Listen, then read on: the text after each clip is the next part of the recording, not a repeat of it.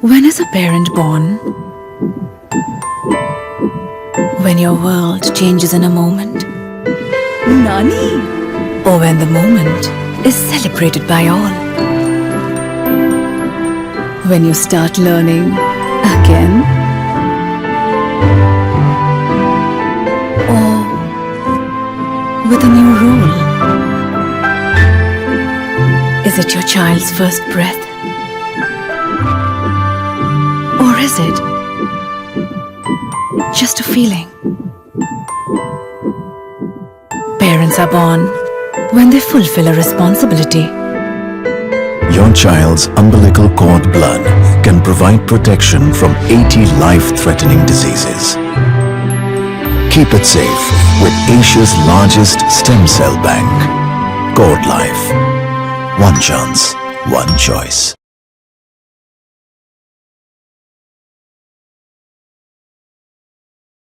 Good morning. I Good welcome morning. you all for this session of nutritional needs in pregnancy. Madam Swati Thoda will present you this session, and which will be followed by a session by Nigamja ma'am. This session is brought to you by Cod Life in association with Thanawala Maternity. Thanawala Maternity is situated in Vashi, Sector 17, and I thank Dr. Uday Thanawala and the Thanawala Maternity and both the speakers to giving us this opportunity to interact with everybody. Basically, I represent Cod Life. Cod Life is a stem cell bank. We preserve stem cells from the umbilical cord and umbilical cord blood. Umbilical cord and umbilical cord blood contains potential stem cells which are given by mother to baby through this umbilical cord. They go there and develop into organs and they form the entire baby.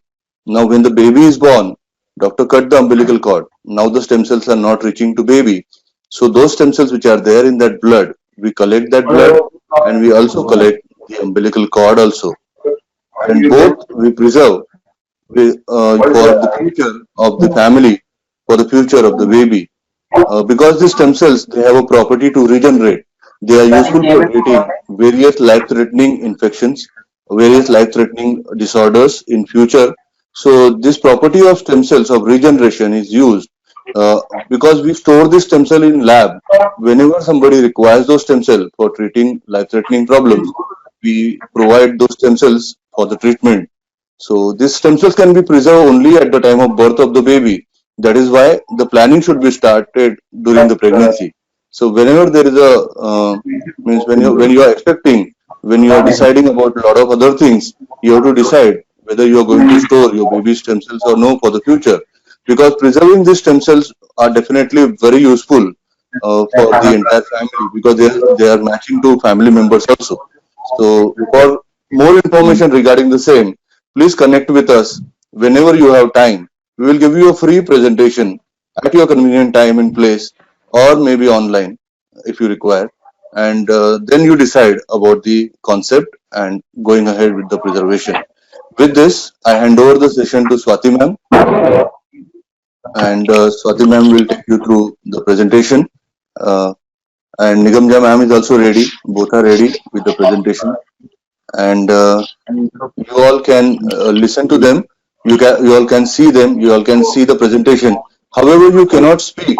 So whatever questions are coming to your mind, whatever queries, whatever things are there, you just type it in the chat box. We will resolve those queries during the session, or at the end of one session, we will type it back, or we will verbally resolve the queries. Let's have the session very interactive. Please, whatever is there in your mind, please put it. So, if it is an interactive session, then it is really useful for you all than being a only lecture. So, please do participate in this presentation and this session. Thank you so much, Swati ma'am. You can begin your session now. Thank you. Yeah, thank you so much, Mangesh, for the very lovely introduction. And here I am. So, welcome all women, or rather, welcome all moms to be to the session. And let's get going. Yeah. So, welcome, lovely ladies. And let's understand what is important when it comes to food during pregnancy. All right. So, just taking you ahead from here. Usually when we check, what pregnancy is all about, it's a journey of say about 40 weeks that is divided into 3 trimesters, and each trimester has a speciality. Okay? So there are these 3 trimesters which we call as the first trimester, the second and the third, and there are the divisions remain as first 3 months broadly. So those 3 months can be divided into week 1 to week 14 for the first trimester. For the second trimester is for 15 to 28th week, and the rest till you deliver actually is trimester 3. Okay? And general focus, of course, is going to remain around micronutrients in the first trimester. Now, what I mean by micronutrients is all those things which are vitamins and minerals by nature. Okay, because they may be required in smaller amounts, but they are very, very essential when it comes to pregnancy, both for the mother as well as for the baby. Correct. When we go to trimester 2, we will find that there is a necessity of having added nourishment because the mother also needs to be taken care of, right?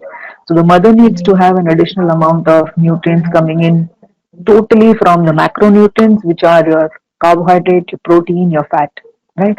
And of course, we cannot ignore the micronutrients because the baby is onwards developing. True?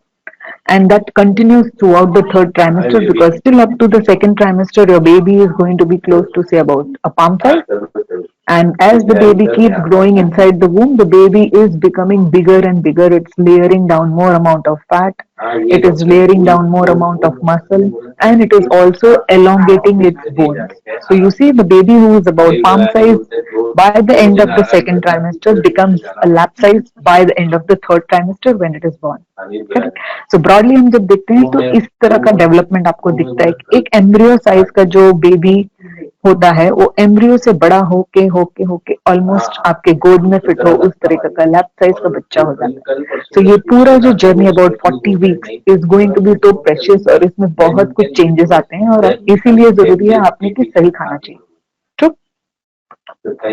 तो generally इसी को ध्यान रखते हैं कि pregnancy में आपको किस तरह और कितने अमाउंट का न्यूट्रिशन बढ़ाना चाहिए. अब कैसे ना हर एक जन अगर उतना ही ज्यादा खाते रहेगा तो वो अपने लिए हानि भी कर सकता है, लेकिन व्हेन यू स्टार्ट और आपका जितना वेट है वहां से चल के वी हैव टू अंडरस्टैंड कि कितना आपका इनटेक बढ़ना चाहिए.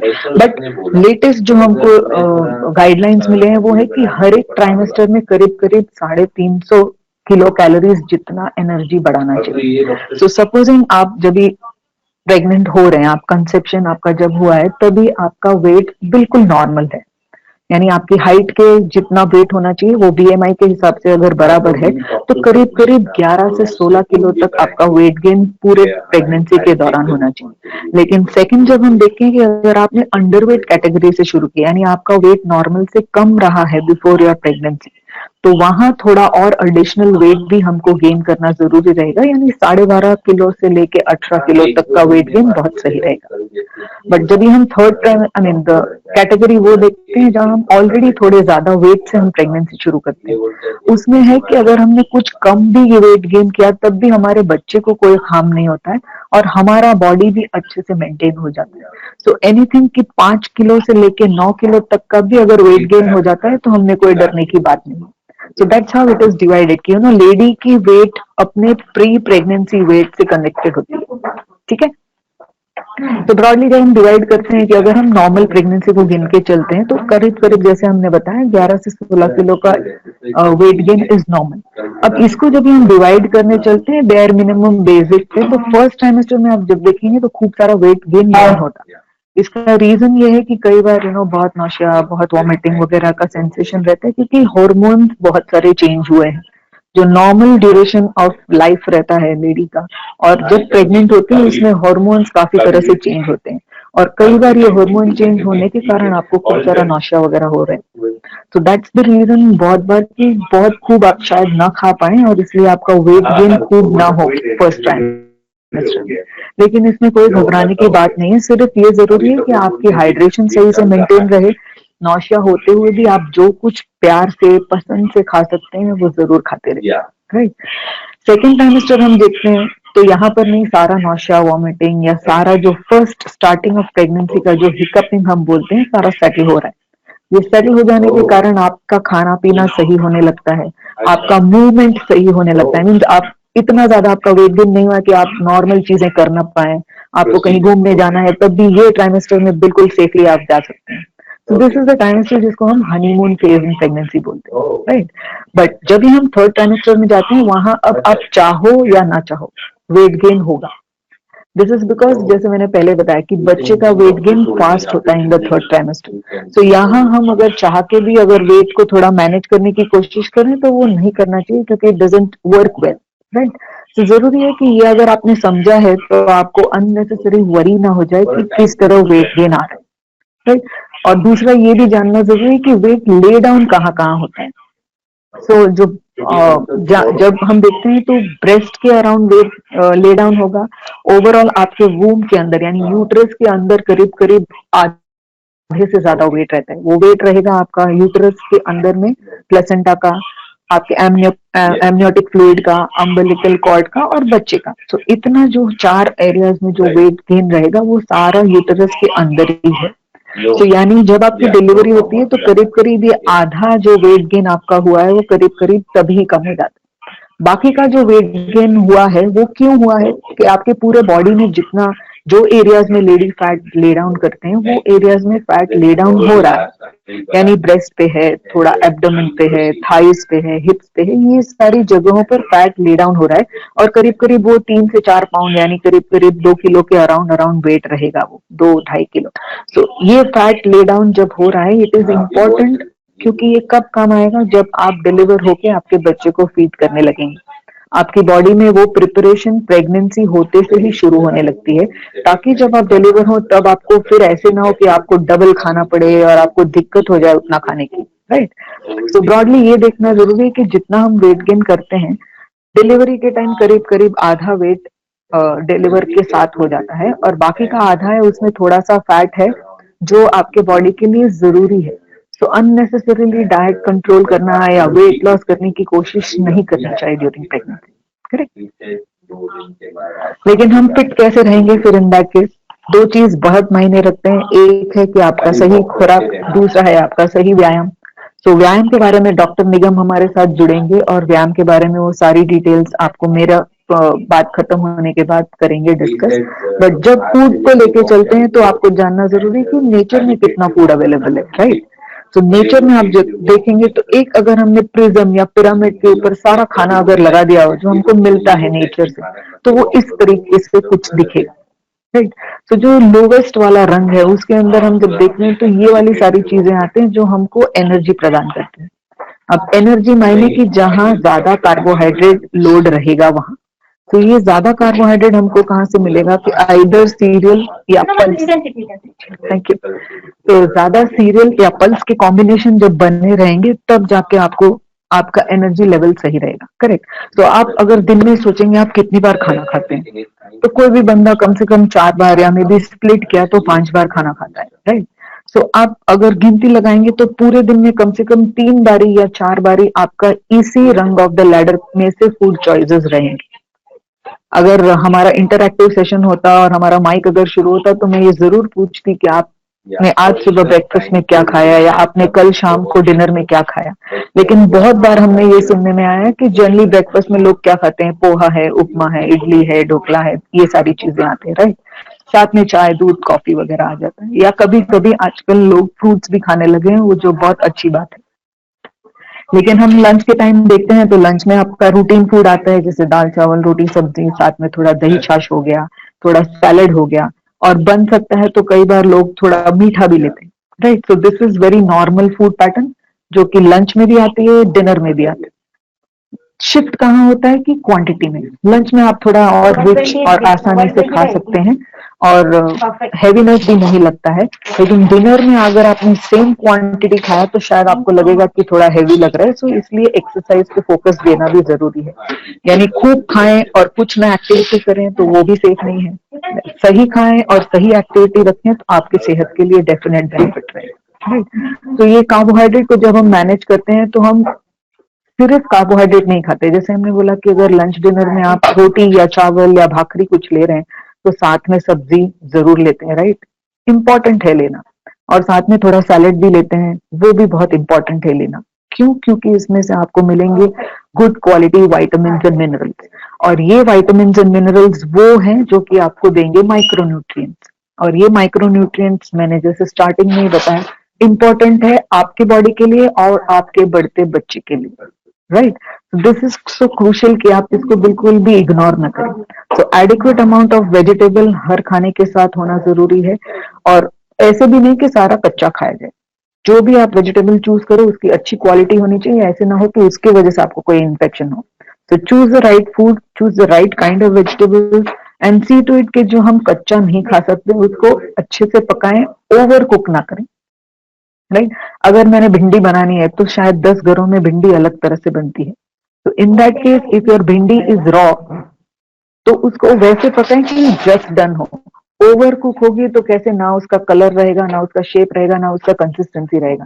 वैसे पिचकाया हुआ खाना प्रेगनेंसी में पसंद नहीं आता, राइट? अभी मेरे बहुत सारे क्लाइंट हो चुके हैं और वो लोग ने बोला है कि मैम बहुत ऐसा सॉफ्ट अगर हो गया फूड या नहीं पसंद आया ऐसा फूड तो हमसे खाया नहीं जाता। सो इट्स क्रूशियल कि आप जो जैसे पकाएं अपनी पसंद का पकाएं, राइट? साथ में ये सेकंड रंग में यही मैं जो डिस्कस करने चल रही थी यही है कि आपके ओवरऑल धान्य के साथ जो आप लेंगे होंगे वेजिटेबल्स, राइट? और इसी ग्रुप में जो वेजिटेबल्स का ग्रुप या रंग ऑफ लैडर आता है उसमें वेजिटेबल्स एंड फ्रूट्स साथ आते हैं, क्योंकि ये आपके प्लेट को देगा कलर, और जितना कलर आपके प्लेट पे है उतना ही ज्यादा माइक्रोन्यूट्रिएंट्स आपके आहार में आएगा। तो ये आप याद रखिएगा, जितना रेनबो आपके प्लेट में रहेगा उतना ही ज्यादा आप यूजफुली आपके बॉडी को माइक्रोन्यूट्रिएंट्स दे पाएंगे, राइट? जब हम थर्ड रंग देखते हैं तो यहाँ ये इंपॉर्टेंट है कि क्योंकि आपकी बॉडी में बहुत चेंजेस आ रही हैं, आपका बेबी डेवलप हो रहा है, तो इट इज क्रूशियल कि ये समय पर आपका प्रोटीन का इंटेक भी बिल्कुल सही बना रहे। ट्रू, प्रोटीन इंटेक किस चीजों में से मिलेगा? सो आप अगर वेजिटेरियन है तो आपको मिलेगा ये पल्सेस से, दाल से, मिल्क या मिल्क प्रोडक्ट से, नट्स यानी जो हम बोलते हैं ड्राई फ्रूट्स हैं उनसे। बट आप अगर नॉन वेजिटेरियन फूड भी लेते हैं तो सेफ रहेगा कि अगर आप एग्स लें, फिश लें, या आप अगर चिकन लें। नॉर्मली खूब सारा मटन या खूब सारा पोर्क वगैरह हम अलाउ नहीं करते हैं क्योंकि वो थोड़ा हैवी होता है, भारी हो जाता है डाइजेशन के लिए। ट्रू। और लास्ट बट द लीस्ट नहीं बोल सकते हैं, बट जो टॉप रंग ऑफ द लैडर है वहां पर क्वांटिटी जो आइटम लेंगे वो कम रहेगी, लेकिन वो क्वालिटी आइटम रहती है जो आपके फूड को टेस्ट और बनाने के लिए मदद करती है। तो यहाँ सारी जो चीजें आती है वो है oils and fat, spices, salt, sugar etcetera. तो यहाँ पर ही हमको देखना है कि हमारे लिए कितनी रिक्वायर्ड है। Excess portion can cause harm, यानी अगर एक्सेस सॉल्ट लेते रहे थ्रू आउट प्रेगनेंसी, आगे चल के कभी हाइपरटेंशन की शिकायत हो सकती है। अगर एक्सेस शुगर लेते रहे, आजकल बहुत सारे लोगों को हल्का सा डायबिटीज प्रेजेंस हो जाता है ड्यूरिंग प्रेगनेंसी। सो अननेसेसरी एक्सेसेस लेना छोड़ दिया जाए, लेकिन जितना जरूरी है जरूर डालें क्योंकि हम बीमार नहीं है, राइट? प्रेगनेंसी एक ऐसा टाइम है जो हमने अपनी खुशी से इन्वाइट करा है। सो इट्स नॉट कि ये हमको कुछ तकलीफ हो गई इसलिए हम अब प्रेग्नेंट हैं। हमने बहुत प्यार से ये प्रेगनेंसी को इनवाइट किया है, तो बड़ी बड़ी खुशी से इसको हमको संभालना है। सो इट्स इम्पोर्टेंट कि हम खुश रहें, अच्छे से खाएं, लेकिन सही खाएं, करेक्ट? सो यहाँ हमको कौन लोग गाइड करेंगे ड्यूरिंग प्रेगनेंसी? तो एक है आपके डॉक्टर गायनेकोलॉजिस्ट, वो डेफिनेटली आप जो भी विजिट पे जाएंगे वो आपको सही से आपके ओवरऑल चेकिंग के बाद बतलाएंगे कि हाउ इज योर हेल्थ, आपकी बेबी का डेवलपमेंट कैसे है, कौन सी टेस्ट कब करेंगे, ये सारा गायनेकोलॉजिस्ट आपको बताएंगे। सेकेंड है कि यानी मैं एक हूँ nutritionist, I will be able to tell you कि आपने फूड किस तरह से खाना है, राइट? साथ में मेरे हैं doctor Nigamja, who will tell you कि आपकी एक्सरसाइज किस तरह रहनी है, आपको फिट और हेल्दी किस तरह रहना है with adequate freshness because of exercise. और ऑफकोर्स जरूरत पड़ता है माइंड ट्रेनर का, क्योंकि नहीं आजकल की वुमेन सोचती बहुत है। हमने देखा है वो बहुत ऐसा अननेसेसरी थॉट्स में ले जाती हैं कि अब मैं कैसे हैंडल करूंगी, प्रेगनेंसी तो सही हो जाएगा ना, घर जाने के बाद मैं बच्चों को कैसे मैनेज करूंगी, सब ठीक तो होगा ना, मेरे साथ कौन आएगा, मेरी मम्मी आएगी या मेरी दादी आएगी या मेरी सास रहेंगी। बहुत सारे ऐसे क्वेश्चंस रहते हैं और जो सेम है, आने भी चाहिए, लेकिन उसको हैंडल करना हमारे हाथ में है। ट्रू। तो अगर हम उसको सही से हैंडल कर पाते हैं देन वी आर हैप्पी। अगर हम उसको लोड ले लेते हैं तो हम कंटिन्यूसली एक कैसे बोलते हैं अनसेटल्ड स्टेट ऑफ माइंड में रहते हैं। तो यहाँ इंपॉर्टेंट है कि अगर आपने ढंग से मेडिटेट किया या आपने ढंग से रिलैक्स भी किया तो आपको बहुत फ्रेशनेस रहेगा, you can continue your pregnancy with much more Joy, या तो ये 4 लोग बहुत important in the entire sequence. You have a doctor, you have a nutritionist, you have a physiotherapist and you have a mind trainer. और ये सारे लोग होते हुए भी आपकी प्रेजेंस बहुत इंपॉर्टेंट है, क्योंकि ये लोग कुछ नहीं कर पाएंगे अगर आपकी कंटिन्यूअस एक्सेप्टेंस नहीं रहेगा. ट्रू. तो जनरली न्यूट्रिशन हम क्या देखते हैं, हम ये चाहते हैं कि अगर हम सही न्यूट्रिशन खा रहे हैं तो हमारे लिए क्या बेनिफिशियल रहे कि हमारा वेट पर ट्राइमेस्टर सही से हो, हमारे बच्चे का वेट गेन जो सही से होना चाहिए वो बिल्कुल वीक वाइज मैनेज किया जाए. दूसरा ये कि जितना न्यूट्रिएंट डिमांड बढ़ता है हम उसको हैंडल कर पाए प्रॉपरली प्लान डाइट के साथ, और हम किसी भी कॉम्प्लिकेशन में न जाएं, जो कि जैसे मैं बोल रही थी in case there is diabetes और एनी हाइपरटेंशन, कभी एनीमिया. अगर हमारा आयन सही नहीं है तो हमको शायद एनीमिया का रिस्क हो सकता है. दूसरा है कि बच्चे को भी कोई डिफेक्ट नहीं आना चाहिए. सो अगर हमारा रहन सहन और हमारा खाना सही है तो हम कोई भी टाइप का रिस्क बच्चे तक नहीं ट्रांसफर करते. True. So it's so important कि आप जब खुश रहेंगे तो आप वो खुशी वाला थॉट आपके बच्चे को ट्रांसफर करते हैं, और जब वो हैप्पी बच्चा अंदर है तो उसको कोई डिफेक्ट होने का रिस्क कम हो जाता है. सो इम्पोर्टेंट है कि आप जितने एनर्जेटिक और जितने कॉन्फिडेंट है उतना ही आपका बेबी हैप्पी रहने वाला है अंदर. So it calls for being good and happy all the time. Right. हम किस चीज पे फोकस करेंगे, तो ये 4 चीजें. एक है कि हम नेचुरल खाएंगे, हम कोई पैकेज फूड्स नहीं खाएंगे. यानी जितने हम पैकेज फाड़ते हैं सारे फूड्स के साथ अपना आएगा preservative which can be coming with its own harm. Right. और वो कितने समय से पड़ा है हमको नहीं पता है, तो it is avoidable. It's important कि आप जो भी सिलेक्ट करें सही फ्रेश सिलेक्ट करें, और बन सकता है तो अपने प्यार और अपने टेस्ट के हिसाब से उसको बना के खाएं, rather than picking roadside foods and all which can come with its own infection. True. Second चीज है कि सारा परिवार या सारा फ्रेंड सर्कल जिस जिसको भी पता चलेगा कि आप प्रेग्नेंट हो, सारे आपके एडवाइजर बन जाते हैं, आपको पसंद आए चाहे ना आए. तो if there is so much advice तो है ना लेडी बौखला जाती है. तो इट्स इम्पोर्टेंट कि हम अननेसेसरी एडवाइस ना लें, लेकिन हमको खुद पता होना चाहिए कि मेरे लिए क्या जरूरी है. सो इसीलिए डॉक्टर ये आपके लिए ऑर्गेनाइज करते हैं ये सेशन, ताकि आपको सही nutrition. So I was saying कि सिर्फ फूड इंपॉर्टेंट मायने रखता है, लेकिन अगर आपकी फ्लूइड सही नहीं है, आपकी हाइड्रेशन सही नहीं है, तो वो भी सही, I mean that can cause some harm. Right. अगर आपने इनफ पानी नहीं पिया या इनफ लिक्विड्स नहीं लिए तब भी थोड़ा सा रिस्क हो सकता है, क्योंकि कॉन्स्टिपेशन बढ़ सकता है, कभी आपको डिहाइड्रेशन हो सकता है. तो ये चीज मायने रखता है कि आप कितने लिक्विड्स ले रहे हैं.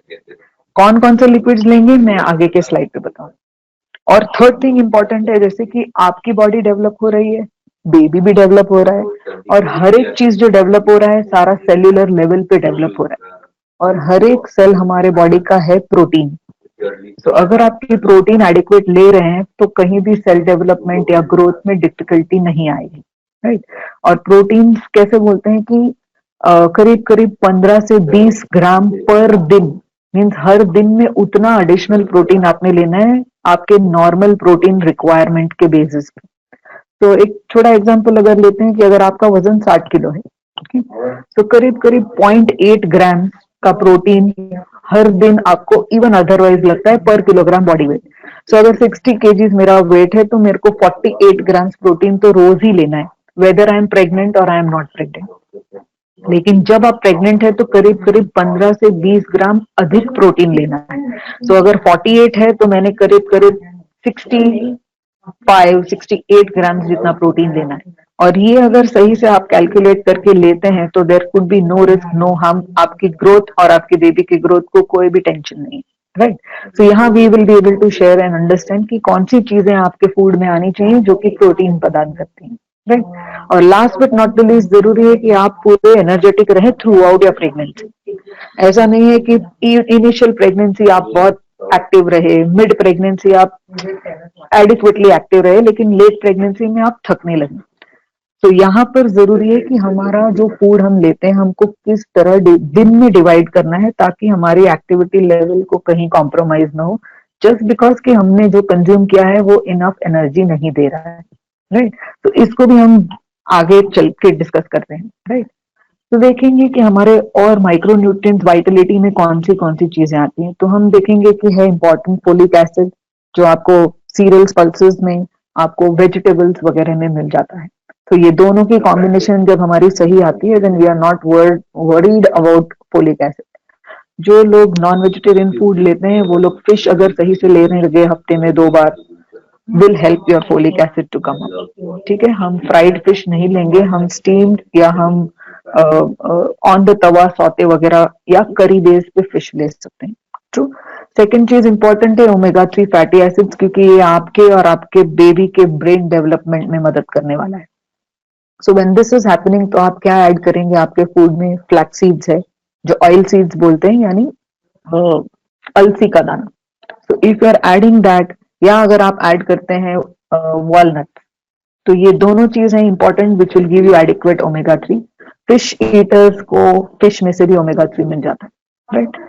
थर्ड थिंग इंपॉर्टेंट है आयरन और कैल्शियम. तो जैसे ही आप ट्राइमेस्टर 2 में जाते हैं, यानी जैसे आपका चौथा महीना शुरू होता है, आपके डॉक्टर आपको आयरन और कैल्शियम की सप्लीमेंट्स लेने के लिए इंसिस्ट करते हैं. इसका रीजन भी यही है कि इस दौरान आपकी बॉडी की रिक्वायरमेंट बढ़ी हुई है, राइट. और कई बार ऐसे होता है कि हर दिन हमको इतना अराउंड 40 milligrams ऑफ आयरन और अबाउट 1000 milligrams ऑफ कैल्शियम लेना थोड़ा मुश्किल हो सकता है फ्रॉम फूड, इसीलिए वो सप्लीमेंटेशन होता है. बट कई बार ये भी देखा गया है कि मदर ऑलरेडी एनीमिक है, या कभी आयरन मेडिसिन लेने से उसको वो आयरन मेडिसिन टॉलरेट नहीं होती है, तो हमको फूड का सोर्स रखना ही पड़ेगा एज अ सब्सटीट्यूट. करेक्ट. तो यहाँ हम देखेंगे कि आयरन सोर्सेज भी हम कंटिन्यूसली कंज्यूम करते रहें, और साथ में वो आयरन खाने के बाद जो हमारा फूड आयरन एब्जॉर्ब करे, वो भी फूड हमारे खाने के साथ होने चाहिए. यानी सपोजिंग आपने खाई से पालक लिया, आपने बहुत सारा सीड्स वगैरह लिया, ये सारा आपने आयरन बढ़ाने के लिए लाया, लेकिन साथ में अगर आप विटामिन सी वाली आइटम भी लेते हैं, तो ये जितना आपने खाया है उसकी एब्जॉर्प्शन बढ़ जाती है. तो ऐसे नहीं होगा कि आप खा भी रहे हैं और उसकी एब्जॉर्प्शन नहीं हो रही है, तो it is a useless thing. Correct. तो विटामिन सी जो कि आपको मिलेगा फ्रूट्स, सम वेजिटेबल्स, और आंवला is a very good source. तो ये 3 चीज अगर आप लेने लगते हैं, it will just help you. Normal नींबू अगर आपके खाने के साथ आप ले लें, तब भी आपका विटामिन सी अच्छे लेवल में आ जाएगा. करेक्ट. अब लास्ट देखना है कि फाइबर भी बहुत इंपॉर्टेंट है, क्योंकि बहुत बार इन प्रेगनेंसी कॉन्स्टिपेशन एक बड़ा इश्यू होता है. कई बार स्टार्टिंग प्रेगनेंसी में, जैसे हमने बताया कि आपको वॉमिटिंग वगैरह की इश्यू हो सकती है, तो वहां ज्यादा खाया नहीं जाएगा. जब क्वांटिटी नहीं खाई जाती है, तो पेट में उतना सब्सटेंस ही नहीं है कि आपके इमोशन सही हो. या सेकंड चीज ये है कि अगर उतनी क्वांटम नहीं खा जाते हैं, तो आप फाइबर के दौरान, आई मीन फाइबर के तरीके में कई बार ना डॉक्टर लिखते हैं वो फाइब्रोलैक्स है, ईसाबगुल है, ये सारी चीजें हैं कि फाइबर बढ़ाने के लिए यूज होती हैं. अब ये है तो नेचुरल, लेकिन अगर हमने फ्रूट्स वेजिटेबल्स अगर बढ़ाए हैं, तो उसमें से भी काफी अमाउंट ऑफ फाइबर आ जाता है.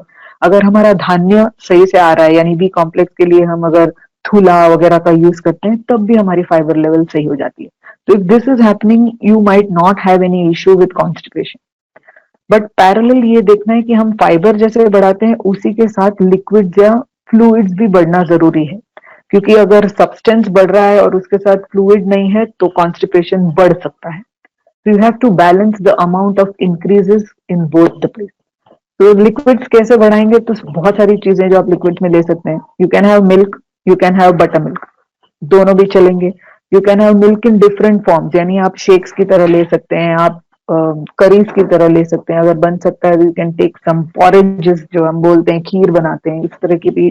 बट पतला होना चाहिए. ज्यादा थिक हुआ तो हम उसको लिक्विड में नहीं गिनते, हम उसको सेमी सॉलिड्स में गिनते. सेकंड चीज आप देखेंगे तो you can have water, enough of water in the entire day. Water पसंद नहीं आए तो you can take flavoured water.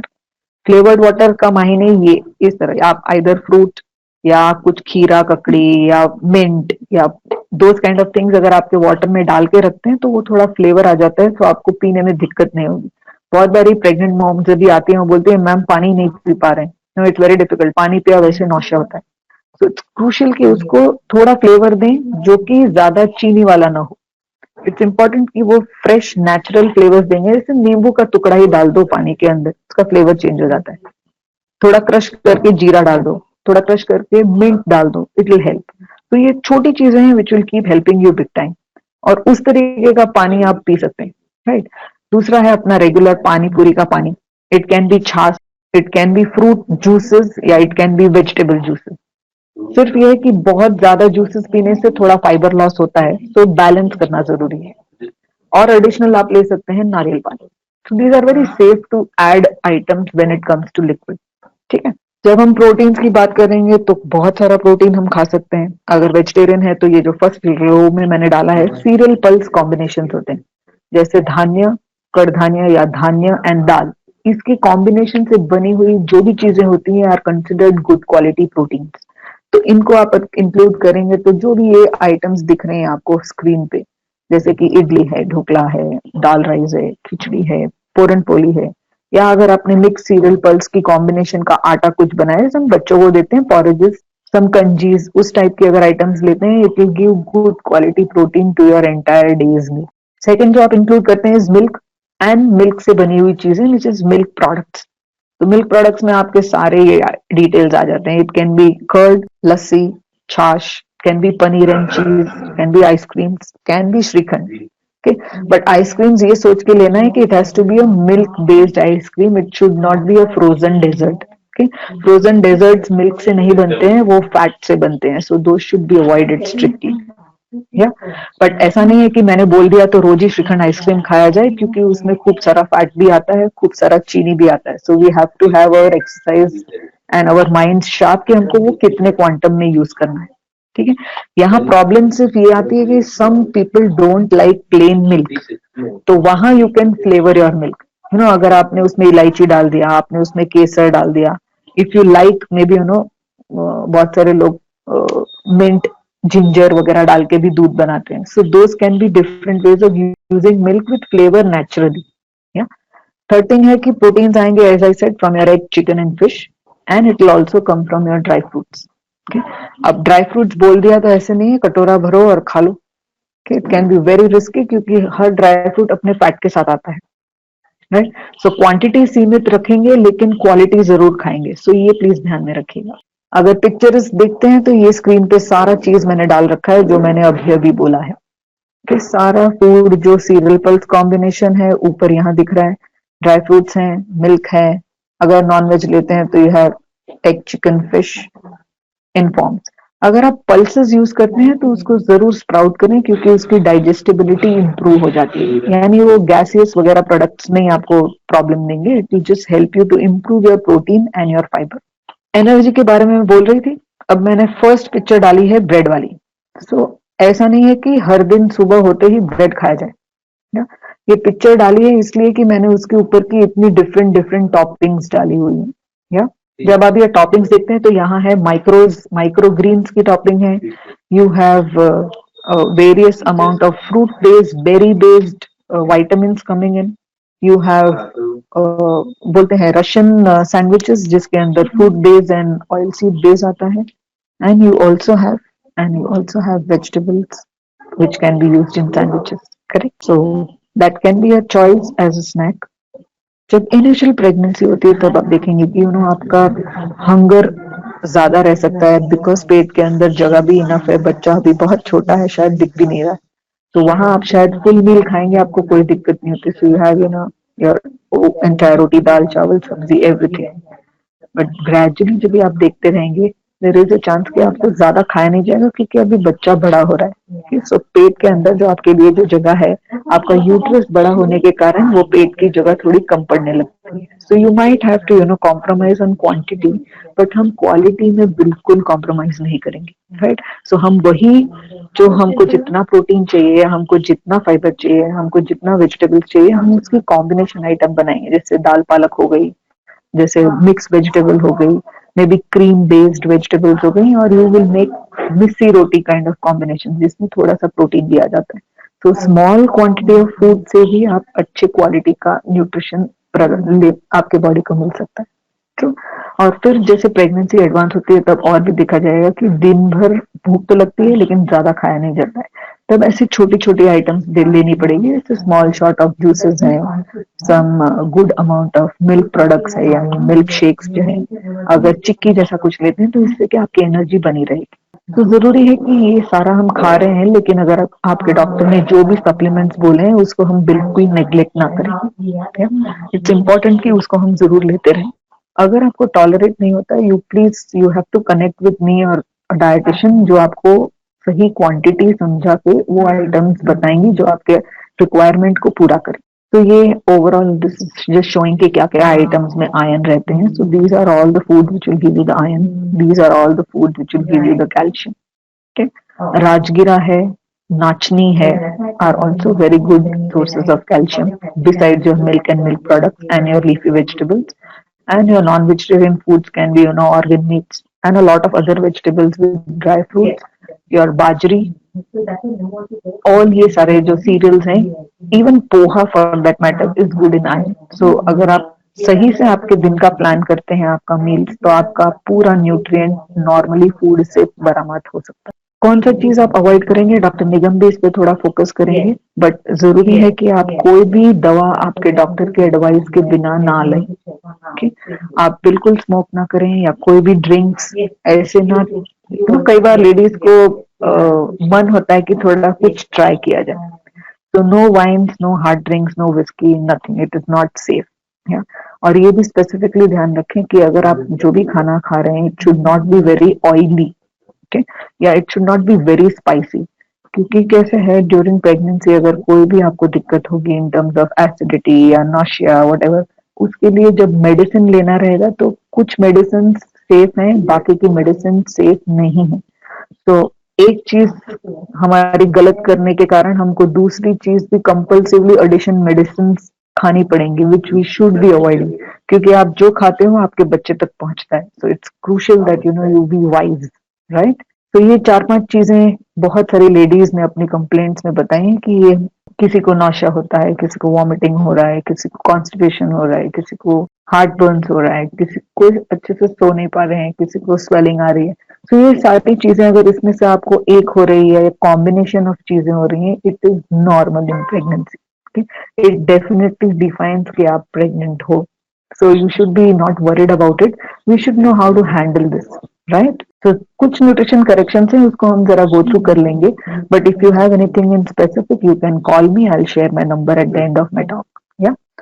So this is what it is like. अगर नौशा हो रही है तो 3-4 चीजों की वजह से नौशा हो सकती है। एक तो नौशा होती है because कि आपके hormones इधर उधर हुए हैं and it is natural to get nausea. Second thing is कि अगर आपने बहुत समय तक कुछ नहीं खाया है तब भी आपको नौशा हो सकता है। और थर्ड थिंग है कि आपको मेंटली आप सोच रहे हैं कि मुझे हो रहा है नौशा, इसलिए वो हो रहा है। तो कहाँ नौशा शुरू हुआ है उसको अगर हम टैकल करेंगे तो हम अपनी चॉइस ऑफ आइटम सिलेक्ट कर पाएंगे। अगर बहुत हंग्री हैं तो जरूरी है कि आपके 2 मील का गैप कम करा जाए कि आपको हंगर की वजह से नौशा है वो सेटल हो जाए। अगर आपको सुबह सुबह नौशा हो रहा है, दैट ऑल्सो मीन्स कि आपके रात के खाने और सुबह का मील काफी लेट हुआ है, इस वजह से भी हो सकता है।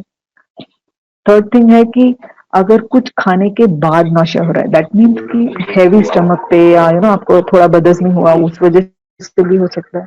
So you have to choose your relief on that basis. तो अगर छोटे से लॉली कैंडीज या ऑरेंज या पाइनएप्पल कैंडीज जैसा लेते हैं, उससे आपका टेस्ट चेंज हो जाता है। या आपने अगर सौंफ, जीरा, मिंट इस तरीके का कुछ चीज चबाया है तो उससे आपका टेस्ट चेंज हो जाता है। तो you don't get that feeling of nausea. और वो नौशिया थोड़ा सेटल हो जाने के बाद अगर आप कुछ भी खाना खाएंगे तो आपकी बॉडी रिटेन कर जाएगी, राइट। आप मिंट, पेपर, ये चीजों का भी हल्का इस्तेमाल, नींबू का भी हल्का इस्तेमाल कर सकते हैं, which will help you. Constipation का मैंने ऑलरेडी बताया कि अगर आपने अच्छे टाइप का आपका रेनबो प्लेट बनाया, जैसे जिसमें खूब सारा कलरफुल वेजिटेबल्स और कलरफुल फ्रूट्स होगा, तो ऑटोमेटिकली फाइबर की वैल्यू भी बढ़ती है, ऑटोमेटिकली फ्लूइड की वैल्यू भी बढ़ती है। और बहुत प्रेग्नेंट लेडीज एक आधा ग्लास, 1 ग्लास गर्म दूध रात को सोने से पहले अगर लेती हैं तो उनको कॉन्स्टिपेशन की शिकायत कम होती हुई नजर आई है। So it's safe to take that, it's good to take that, क्योंकि it will also give you some amount of protein. अगर हार्ट बर्न है तो क्या करेंगे? तो इट इज बेसिकली दैट अगर आपने हार्ट बर्न हो रहा है तो you have to be sure कि again it is there is a reason for that. It could be because of eating at the wrong time, it could be because कि आपने खूब सारा खाया और आप उसको डाइजेस्ट नहीं कर पा रहे, हैवी हो जा रहा है। और इट कुड ऑल्सो बी कि अगर आपने जो खाया है was more spicy, more oily, और उसकी वजह से भी आपको हार्ट बर्न हो सकता है। 3 चीजें हैं, we have to check what is the problem and handle that accordingly, right? And last 2 things that I want to share is कि अगर giddiness हो रहा है तो again it could be fluid balance, और इट कुड बी कि किस तरह आपकी मूवमेंट है. अगर आपकी कोई जर्की मूवमेंट है तो कभी there could be some because of that. और if there is reason to understand कि इसको कैसे सॉल्व करा जाए, तो see that there is adequate amount of fluid and adequate amount of sodium and electrolyte balance. यानी आपका जो ले रहे हैं लिक्विड्स, उसमें थोड़ा चीनी थोड़ा सॉल्ट की कॉम्बिनेशन वाली चीज अगर लेते हैं जो नारियल पानी में नेचुरल है, या ग्लूकॉन सी वाला पाउडर जो आप पानी में मिला के लेंगे, it is naturally present in that. वो अगर आप कंज्यूम करते हैं, इट जस्ट हेल्प. या अगर सो नहीं पा रहे हैं तो दो रीजन है अगेन. एक इज कि आप खूब टेंशन ले रहे हैं. सेकंड इज कि मे बी जरूर आप बार बार वॉशरूम के लिए उठ रहे हैं और आपको सही से नींद वापस नहीं आ रही. बट ये होता है लेट प्रेगनेंसी में. So we need to sort that, and a hot cup of milk works best. Yeah. Swelling आपको कब आएगी? अगर आपकी salt की intake सही नहीं है. As in, अगर आप excess salt ले रहे हैं, there could be a reason for more swelling. अगर आपकी प्रोटीन कम है या आपकी कैल्शियम की इंटेक कम है, तब भी आपको स्वेलिंग हो सकती है. तो आई एम श्योर आपके डॉक्टर आपको एडवाइस करेंगे around taking your calcium supplements, right. जैसे मैंने पहले ही बताया, it's important to eat enough protein in your diet. Be sure that this comes in place. And if there is a swelling, please reduce the amount of salt that you take. Yeah. Dr. Nigam will talk basically on the exercise part, so I'll skip that. And last but the least, be sure that pregnancy जैसे advance होते जाता है, उसी तरह आपका meals और आपकी जिस तरह से खाना होगा, उसको भी हमको हल्का हल्का change करना पड़ता है, जो आप tolerate कर पाओ बिना झिझक के, बिना टेंशन के. Yeah. So we will make the meal smaller in size, but we will increase the fluids also parallelly. Yeah. ताकि हमारा total energy content सही रहे, without compromising the growth of your body as well as the requirements for the baby's development. True. So that's basically that what I wanted to say. So I work with Fitterfly. It's a wellness vertical जहाँ हम pregnancy care programs चलाते हैं. If you're keen, of course, what we do is we try to understand what is your lifestyle, where you come from, what is the problem. Probably उसके हिसाब से understanding your needs and understanding the requirement, how much education you need, we create a program for you जो कि आप join कर सकते हैं, right? So this is the numbers. You can connect with me on this number if you have to join a program at Fitterfly, or you can connect with me directly at Swati Thoda at 9820303573. Yeah. If you have questions, you can put it in the chat box. I will try and answer all of those. Thank you very much. Thank you, Swati ma'am. Yeah, I'm done. I will pause. Maybe if there are questions, I will see them and I'll quit the meeting now. Yeah. Okay, ma'am. Yeah. If there's anything, you put me a message on the WhatsApp. I have a patient in the next block with me and who's not feeling well, so I have to stop talking. Okay, ma'am, we can understand that. There was one question here. Yeah. How to convince in hypothyroidism in a healthy way? Yeah, so the conception is going to be in the same way that it otherwise happen, whether hypothyroidism or no hypothyroidism. It's but important to speak to your doctor once. If your thyroid hormones are too in disruption, then you can wait till they come a little in position before you try to conceive, because then there could be a reason for your requirement of thyroid medication will increase during pregnancy. So if we have to be sure and if we know it is erratic, it's wise to keep it in control and then think of conception. But see, there are things which you cannot stop in life. So your doctor is going to be a good advice more than what I can tell you about thyroidism. But of course, as I said, the food has to be the way it has to be. I hope I answered your question, Shazma. Yeah.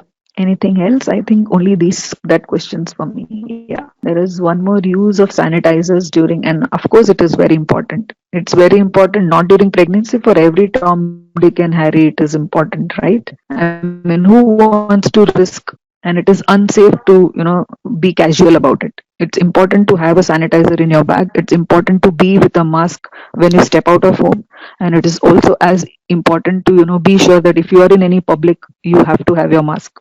Yeah, there is no second choice here. Neelam, I hope it answers.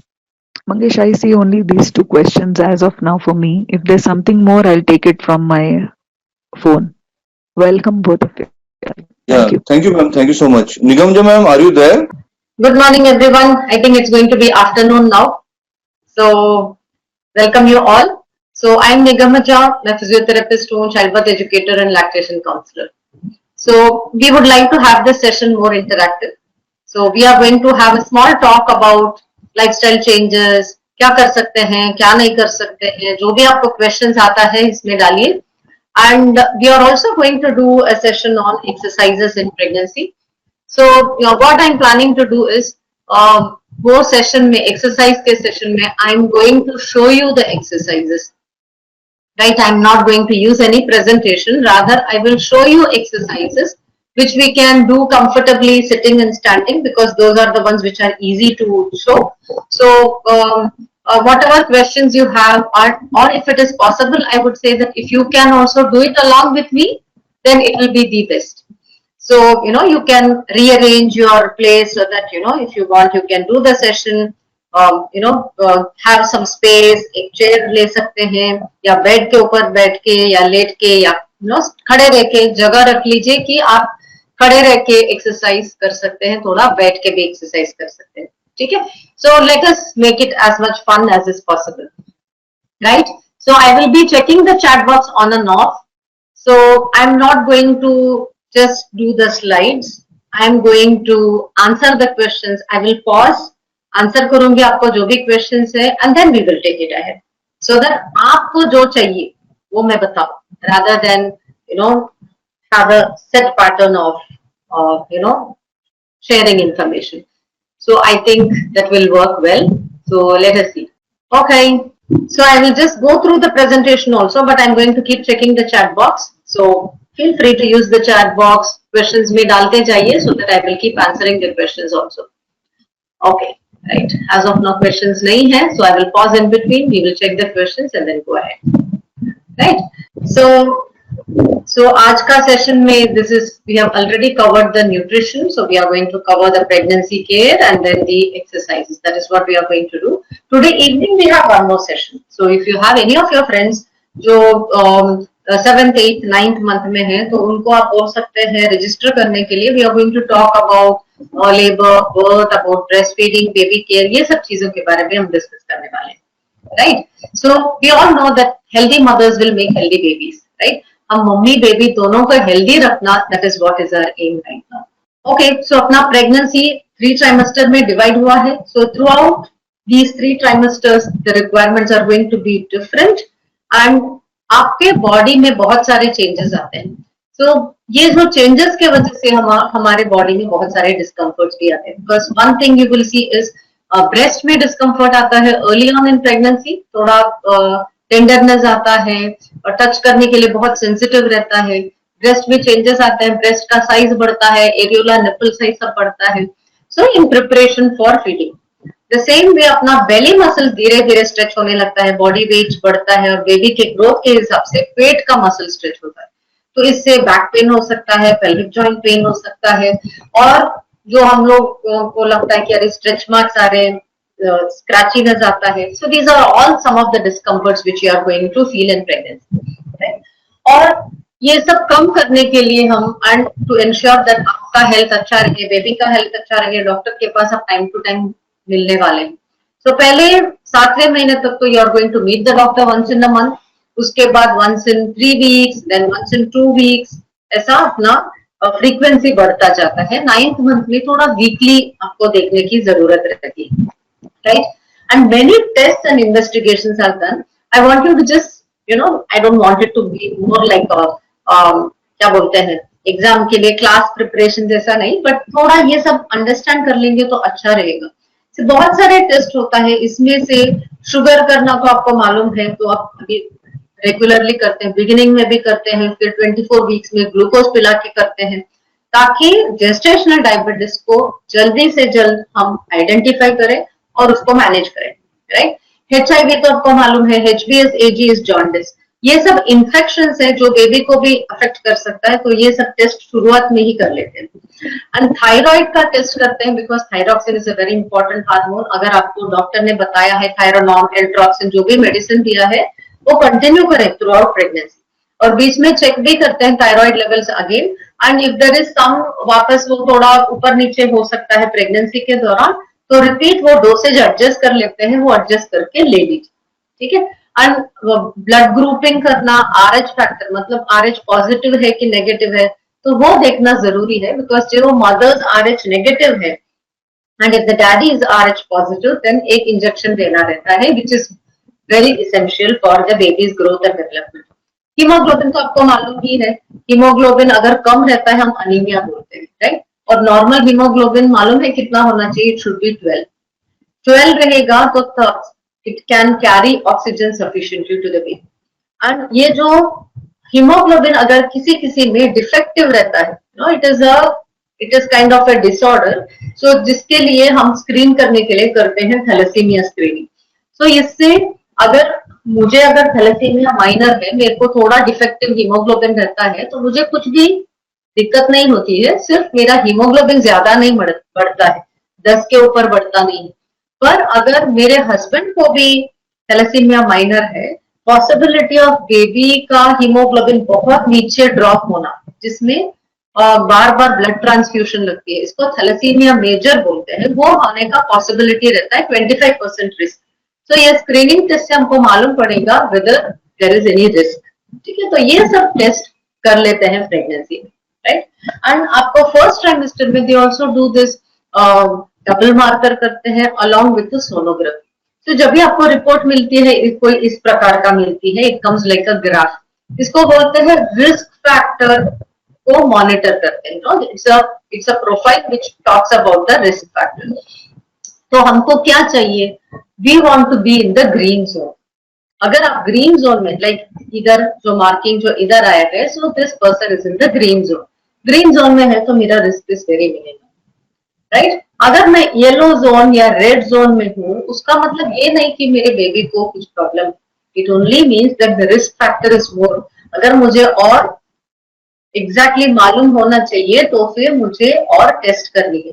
तो पहले अंदर का पानी निकाल के check करते थे, आजकल विदाउट रिमूविंग द वाटर ऐसा ही दूसरा ब्लड टेस्ट भी करते हैं, जिससे we can find out if the baby has any of the chromosomal abnormalities. ठीक है, तो ये सब हमको रूल आउट करने के लिए है, to ensure that the baby is developing fine, है ना? एंड प्रेगनेंसी में टाइम टू टाइम सोनोग्राफीज होते हैं. तो एक तो शुरुआत में होती है, फिर 10 वीक्स में जो न्यूक्लियर ट्रांसल्यूसेंसी का स्कैन होता है, फिर 20 वीक्स का अनोमली स्कैन रहता है, राइट? और उसके बाद 32 वीक्स में ग्रोथ स्कैन बोलते हैं, बेबी का ग्रोथ मॉनिटर करते हैं. तो वो सब जैसा नीडेड है वो करते हैं. एंड सप्लीमेंट्स के बारे में तो स्वाति ने ऑलरेडी बताया है. आयरन, कैल्शियम, फोलिक एसिड, ये 3 जरूर आपको लेना रहेगा through out pregnancy. Iron and calcium तो आफ्टर डिलीवरी भी आपको कंटिन्यू करना है. इसके अलावा जो भी आप मेडिसिन लेते हैं for any pre existing illness, या फिर आप होम्योपैथी के लिए कुछ लेते हैं, साइनस है या डिटॉक्स के लिए कुछ लेते हैं, anything you are taking, bring it to the notice of your doctor, that is always safe. ठीक है, बिकॉज मेनी ऑफ दीज जो चूर्ण है या फिर कुछ लेगियम काइंड ऑफ थिंग्स है, you know, which are like Ayurvedic preparation, some of them have sugar in it, तो फिर अपना जेस्टेशनल डायबिटीज का पॉसिबिलिटी आ जाता है, right? And some of them may have heavy metals like gold, silver वाला जिसमें है, तो वो सब प्रेगनेंसी में कंज्यूम नहीं करना है. ठीक है, तो इसके लिए it is important to talk to your doctor and show whatever medicine you are taking to get the consent. Okay okay, so pregnancy में बहुत सारे लोग ये नहीं करना, वो नहीं करना, ये खाना, वो नहीं खाना, बहुत सारी चीजें बोलते हैं, but these are just the few things you have to remember. ये मुझे नहीं करना है. So one is smoking, second is alcohol. So smoking में जब भी बात करते हैं, स्मोकिंग की बात होती है, even passive smoking is very very bad, right? तो passive smoking मतलब आपके घर में दूसरा कोई स्मोक करता है, पापा स्मोक करते हैं, फादर इन लॉ स्मोक करते हैं, हस्बैंड स्मोक करते हैं, brother in law, anybody smoking inside the house, even if you are not there at that time, it is going to be not good for you. क्योंकि जो smoke जो घर के अंदर जमा हुआ रहता है, it will deposit, it will linger. जैसा वो एरोजोल स्प्रे जैसा वो रहता है, वो बाद में भी आप जब भी घर के अंदर आएंगे तो स्मोक में जो निकोटिन है अपने लंग्स में जाएगा, वो अब्सॉर्ब हो जाएगा, it will reach the placenta. So placenta में जाके निकोटिन क्या करता है? It will shrink the placenta, उधर का ब्लड वेसल्स को छोटा कर देता है, तो प्लेसेंटा अच्छे से बढ़ता नहीं है. तो बेबी को स्मॉल साइज बेबीज होते हैं या फिर प्रीटर्म डिलीवरीज होते हैं, प्लेसेंटा अच्छे से डेवलप हुआ नहीं रहता है, क्योंकि बच्चे को बराबर पोषण नहीं मिलता है, तो बच्चे का वजन कम रहता है। स्मॉल फॉर डेट्स जो बोलते हैं ना कि अब 40 वीक्स में बेबी डिलीवर हुआ पर 3 किलो नहीं है, बच्चा सिर्फ 1.8 किलोज है। So this is small for date baby, जितना होना चाहिए ग्रोथ उतना नहीं हो रहा है। So it can happen with smoking. So you should also not be smoking, and there should be no smoking passively. So घर के अंदर या ऑफिस में you should request for a smoke free environment. Very important है. Alcohol भी is a strict no-no. There is no safe level of alcohol that can be consumed. Because अभी Holi is round the corner, so I have to warn all of you कि there is nothing like इतना half peg ले सकते हैं, half a drink और फिर 1/4 drink, no. Because the baby's growing brain is very vulnerable to alcohol. So there is, कहीं भी आपकी कोई भी साइट में जाके देखिए, there is no safe limit of alcohol that can be safe during pregnancy. और alcohol consumption से cleft palate और इंटेलेक्चुअल डिसेबिलिटी आता है, सो हेड का साइज बहुत कम हो जाता है, बेबी के ब्रेन डेवलपमेंट में डिफिकल्टीज आते हैं, तो ये सब चीजें हो सकती है। So it's just a period of 9 months you should stay away from alcohol and smoke, right? Another thing is about radiation hazard. So radiation hazard मतलब एक्सरेज हो रहा है या MRIs हो रहा है, CT स्कैन हो रहा है, तो वो सब रूम के अंदर आपका प्रवेश नहीं होना चाहिए। तो सब जगह वो लिखे भी रहते हैं, but if you are in early pregnancy, अगर आप आपके फैमिली मेंबर के लिए आप जा रहे हैं तो समटाइम्स ये सब ध्यान में नहीं रहता है, एंड अगर आप उधर का जो टेक्नीशियन उनको एकदम बिजी है, उनको ध्यान नहीं आया अर्ली प्रेगनेंसी में, किसी को दिखता नहीं है कि आप प्रेग्नेंट है, so you can get missed. So ये थोड़ा ध्यान में रखें, डोंट अकम्पनी फैमिली मेंबर्स, और या खुद का भी it is not a good time to get x-rays and all done, ठीक है।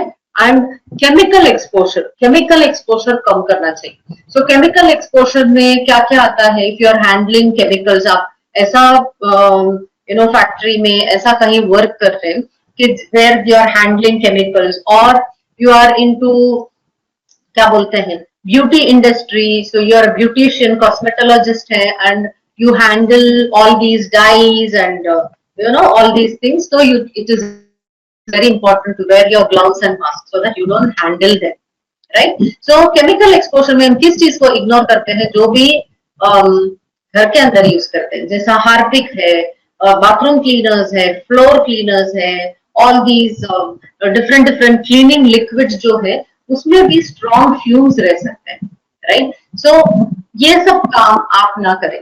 सो बाथरूम धोना या टॉयलेट धोना या ब्लीचिंग पाउडर लगाना, स्पेशली बंद कमरे में, these are things we need to avoid, right?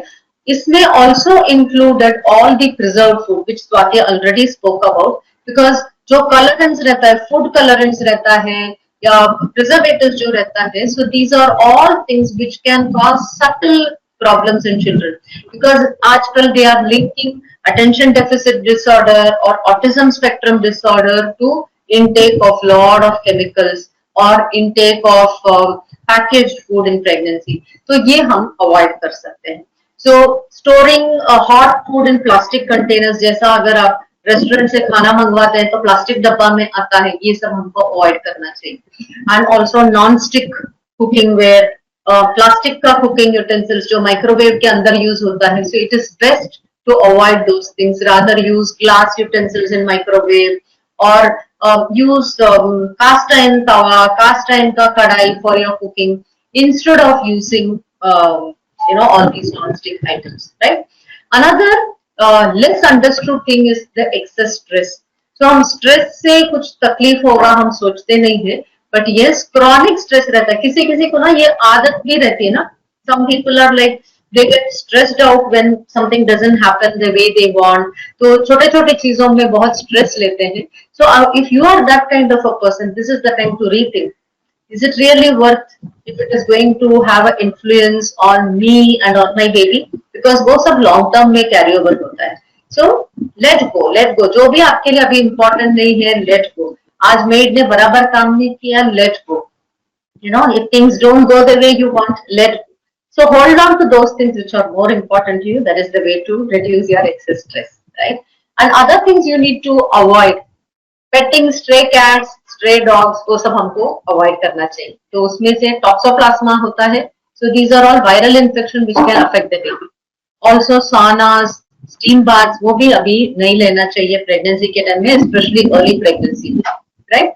And also important to, if you have a green thumb, आपको गार्डनिंग वगैरह करना अच्छा लगता है तो वेयर ग्लव्स, राइट। एंड कच्चा मीट नहीं खाना चाहिए, जैसे सुशी वगैरह है, you know all these kind of cuisines जिसमें which is not fully cooked, या फिर रॉ एग्स किसी को खाने का आदत है, सनसाइड अप खाते हैं, हाफ बॉइल्ड खाते हैं, so these are all things we need to avoid because germs will not be fully killed in, you know, raw non-vegetarian food, and it gave it very easily contaminated, right?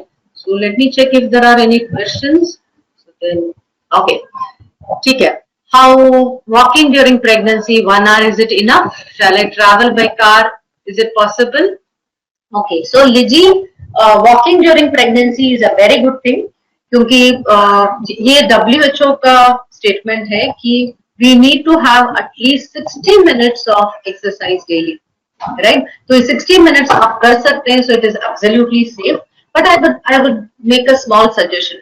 कभी-कभी अगर आपको आदत नहीं है तो पूरा कंटिन्यूस 1 घंटा चलना बहुत डिफिकल्ट हो सकता है, so you can divide it. मतलब सुबह में थोड़ा 20 मिनट्स चल लिया और इवनिंग में थोड़ा चल सकते हैं, रात को डिनर के बाद चल सकते हैं। सो दिस वे 1 घंटा क्या 1.5 घंटा भी आप सकता है। सो कंटिन्यूसली अगर 1 घंटा डिफिकल्ट होता है, you can divide it like that. And WHO also says that अगर आपने स्प्रेड आउट किया कि इंस्टेड ऑफ पूरा एक्टिव होना सुबह में हो जाता है, उसके बाद कुछ भी एक्टिविटी नहीं है, पूरा दिन सुस्त है, instead of that, if you have activity spread through the day, it helps much better. So you can continue to go for walks. And regarding traveling, yes, you can travel by car, so it is absolutely safe. So mask पहन लीजिए। अगर आप drive करना चाहते हैं तो please do wear your seat belt, ठीक है। सो ड्राइविंग भी सेफ है, पर सीट बेल्ट पहनना बहुत बहुत इंपॉर्टेंट है। आप आगे बैठे हैं, पीछे बैठे हैं, if you are not driving also, please please please do wear your seat belt. जब ये सीट बेल्ट पहनते हैं, wear it between the breast and let it go on the top of the thigh, so there is no pressure on the belly. Safe seat belt is for your safety, तो हमको करना ही पहनना है, तो बहुत ही जरूरी है। But if possible, you can avoid very long rides. समझो आप इधर से पुणे जाना है, हाँ, सो ऐसा लॉन्ग डिस्टेंस अगर ट्रैवल करना है, बिकॉज आई एम इन मुंबई, सो मुंबई से अगर पुणे जाना है, wherever you are, तो किधर भी लॉन्ग डिस्टेंस में जाना है, 3 घंटा लगता है, so ensure that you have, you know, good halt for washroom, right? बहुत full bladder तक होने तक वेट मत कीजिए, because urinary tract infection बढ़ता है, so it's, you know, you should be able to halt somewhere so that you can use the washroom, ठीक है। so आपने पूछा नहीं है, फिर भी I would like to answer, because there are many ladies who don't like to use the public toilets, so it is very important to empty your bladder.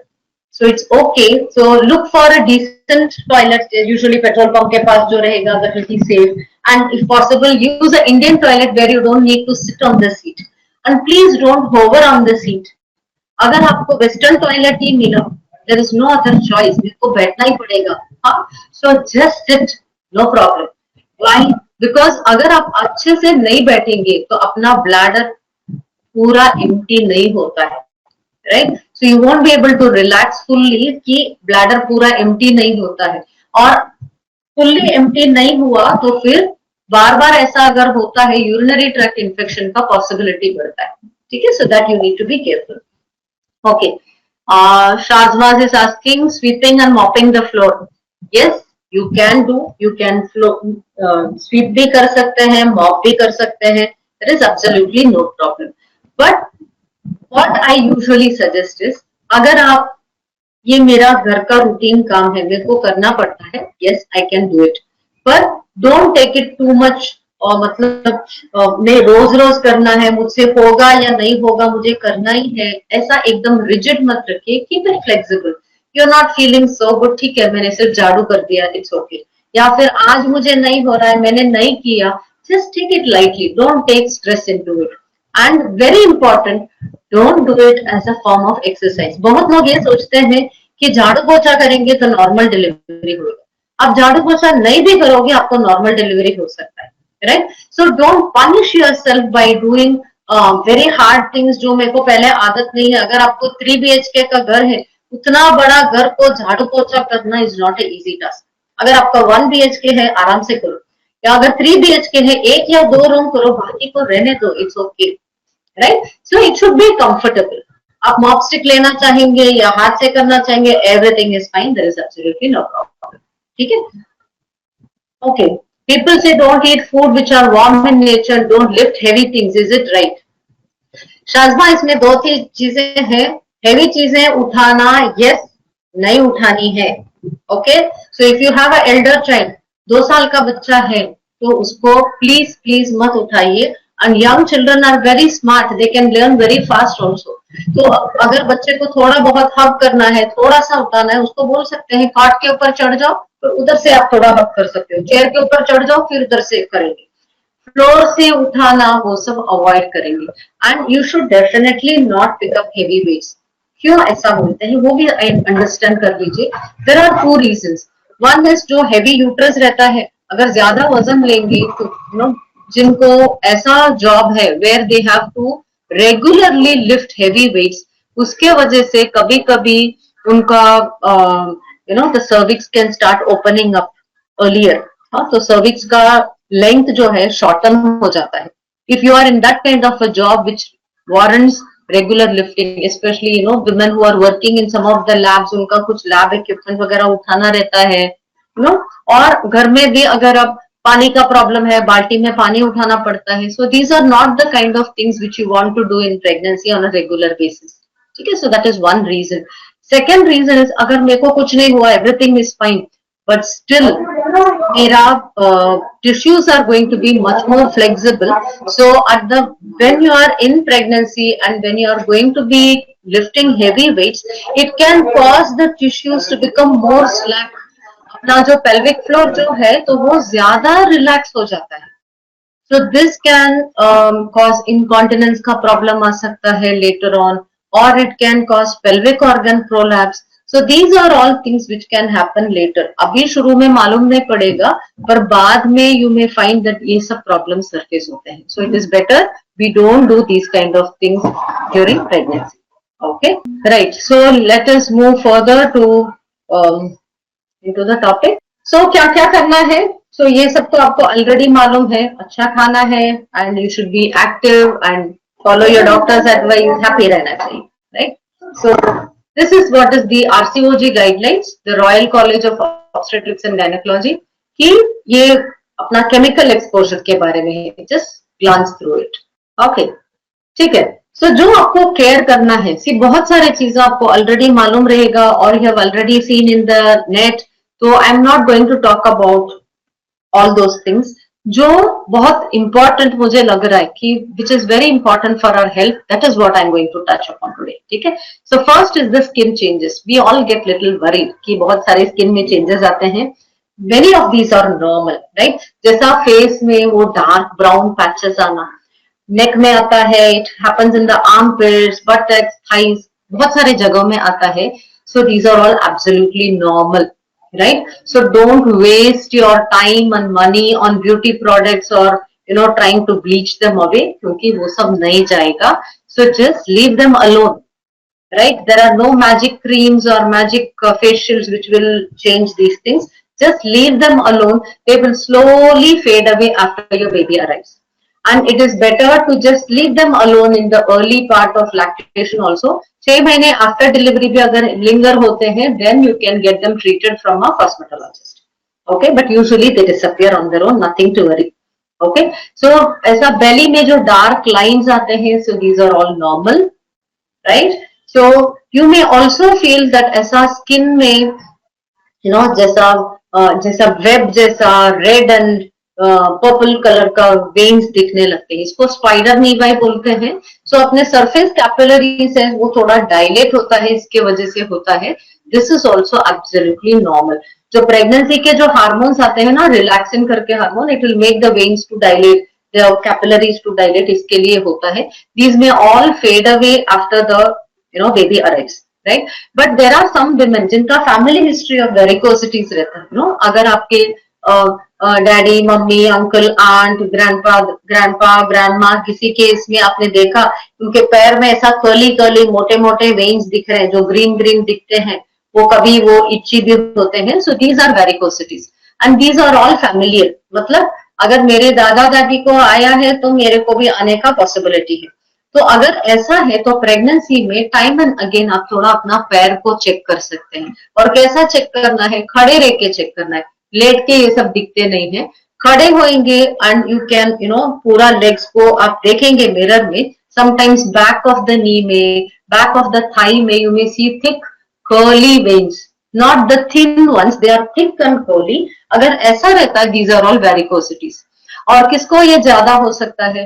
जो teacher है, नर्स है, जो स्टैंडिंग के काम ज्यादा करते हैं, right. So if you are in the stores, working in a store, तो जो ज्यादा स्टैंडिंग करते हैं तो उनको होता है. अगर आप घर में भी खाना बनाने के लिए, किचन के लिए ऐसे खड़े खड़े ज्यादा रहते हैं तो अपने को आने का पॉसिबिलिटी रहता है. So if you have that, then after you finish your work you can put your legs up so that वो वेरिकोसिटीज थोड़ा कम हो जाए, पैर में पेन नहीं आए. एंड बेटर स्टिल, बहुत स्टैंडिंग करते हैं तो थोड़ा कम कीजिए, थोड़ा बैठ के काम कीजिए, थोड़ा स्टैंडिंग में काम कीजिए, no, so that it will not increase. जिनको पैर में भी थोड़ा पेन होता है, यू गेट नाइस स्टॉकिनेट्स. अभी कॉटन बेस्ड स्टॉकिनेट्स भी आता है तो वो आप पहन सकते हैं रात को, सो दैट यू फील कंफर्टेबल. तो से लेके अबाउट द नी और अप टू द थाई आप पहन सकते हैं. So these are all comfortable to wear and it will keep it under control and don't worry, all these things disappear after the baby arrives. ठीक है. Another thing which may worry us is the stretch marks. अभी तो नहीं आते हैं पर third trimester में आ सकते हैं. तो ये भी अपना स्किन टाइप के हिसाब से, किसी किसी के स्किन टाइप में ज्यादा स्ट्रेच मार्क्स आते हैं.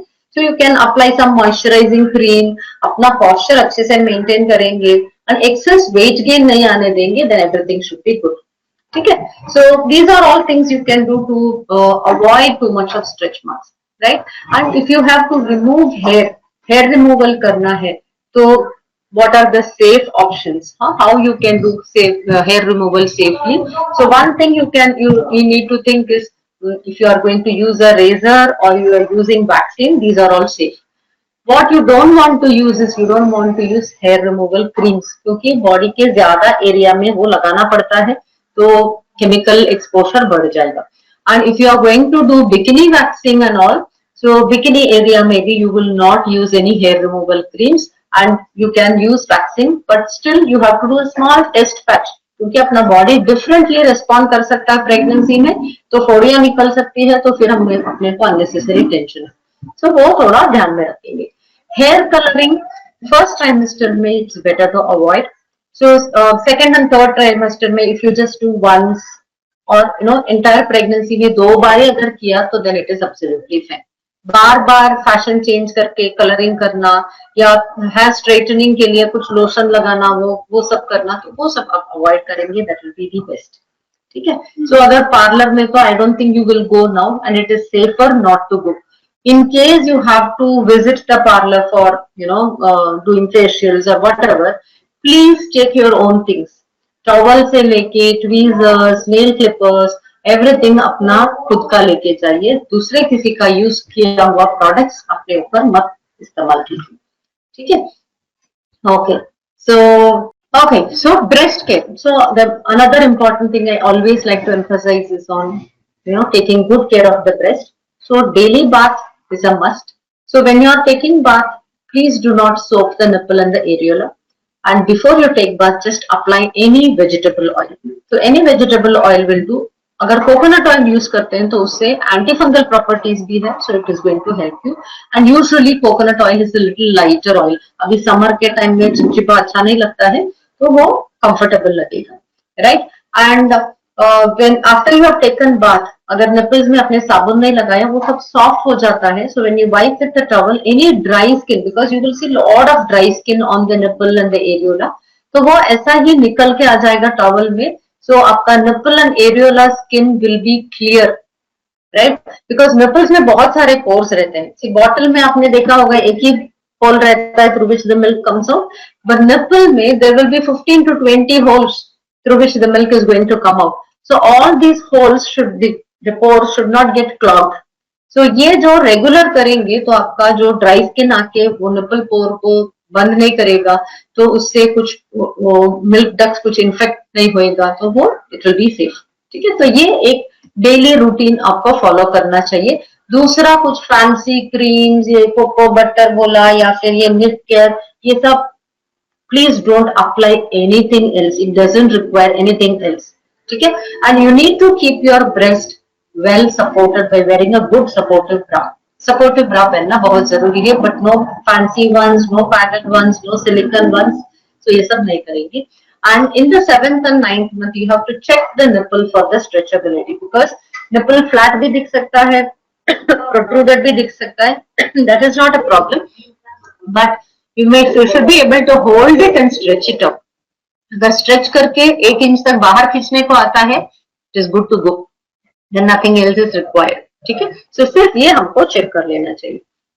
And when it comes to the genital hygiene, ये बहुत बहुत important है, because urinary infections common है and vaginal infections भी common है pregnancy में, and ये दोनों avoid करना भी बहुत बहुत important, क्योंकि repeatedly urinary infection आता है या repeatedly हमको vaginal infection आता है, that could be a reason for preterm delivery, right?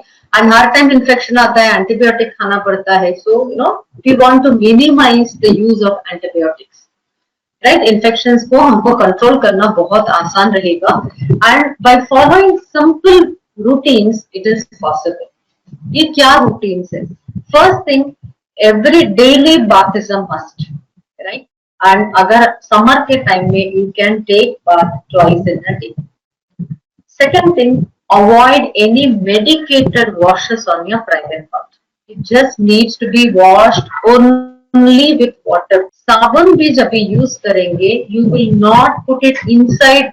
So साबुन भी जब भी आप यूज करेंगे, it should be used only up to the groin. उसके अंदर से आप यूज नहीं करेंगे, right? And every time you use the washroom to pass urine, don't just wipe with the tissue paper. You need to wash with water.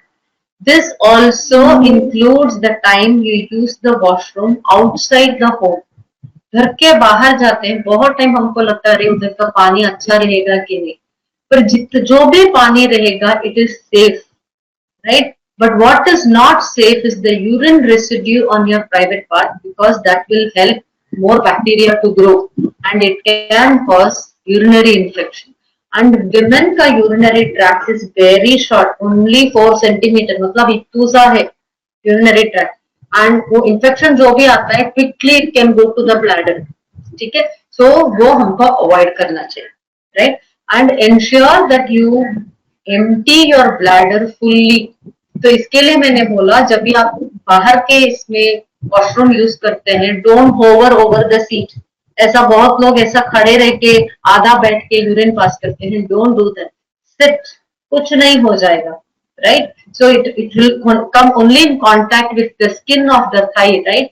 But अगर आप incomplete emptying करेंगे हर time, तो इससे यूरिनरी ट्रैक्ट इन्फेक्शन आएगा जो अपने लिए बहुत भारी पड़ेगा, right? So give yourself time, take time to empty the bladder fully.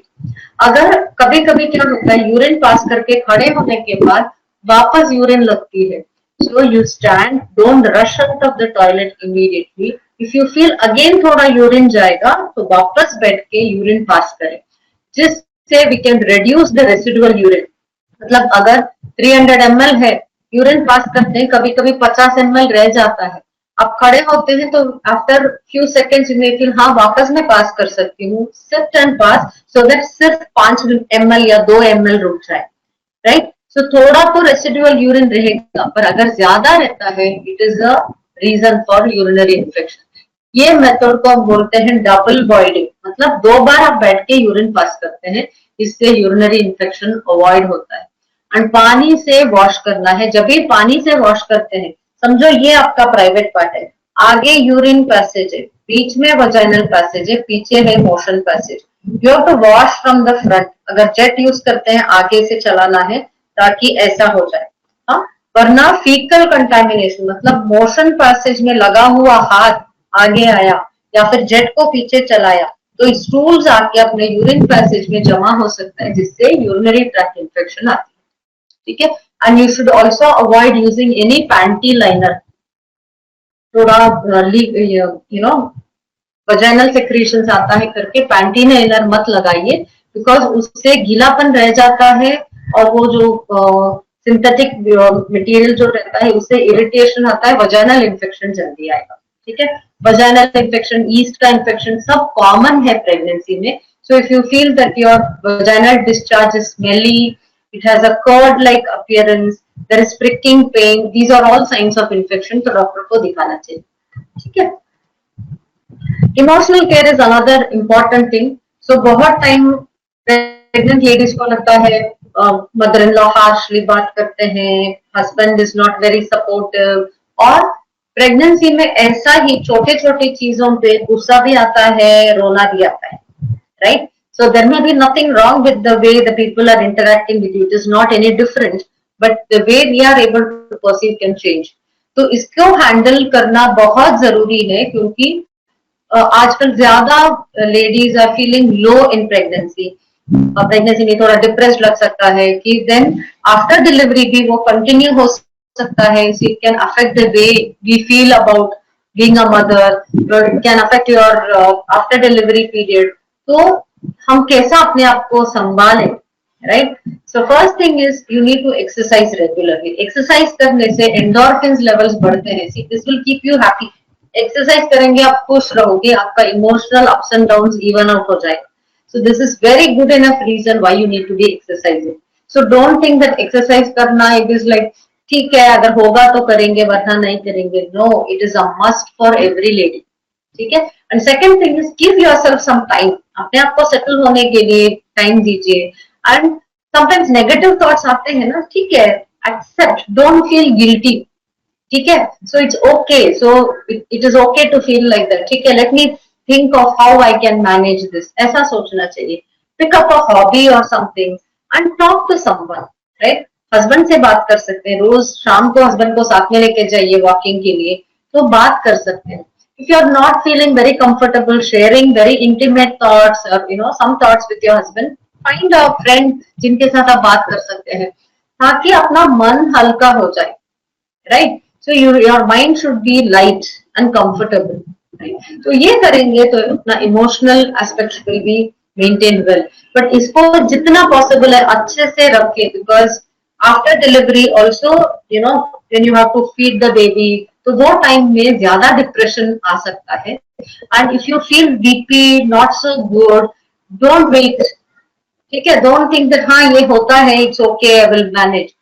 अगर मैनेज नहीं होता है, डॉक्टर के नोटिस में लाइए, so that the doctor will guide you to maybe a psychologist, somebody who can do counseling, जिनके साथ आप सेशंस ले सकते हैं, which will make you come out of the situations, right? There is solution for everything, so don't suffer in silence. ठीक है, okay, so any questions we have? Should we avoid intercourse during first trimester?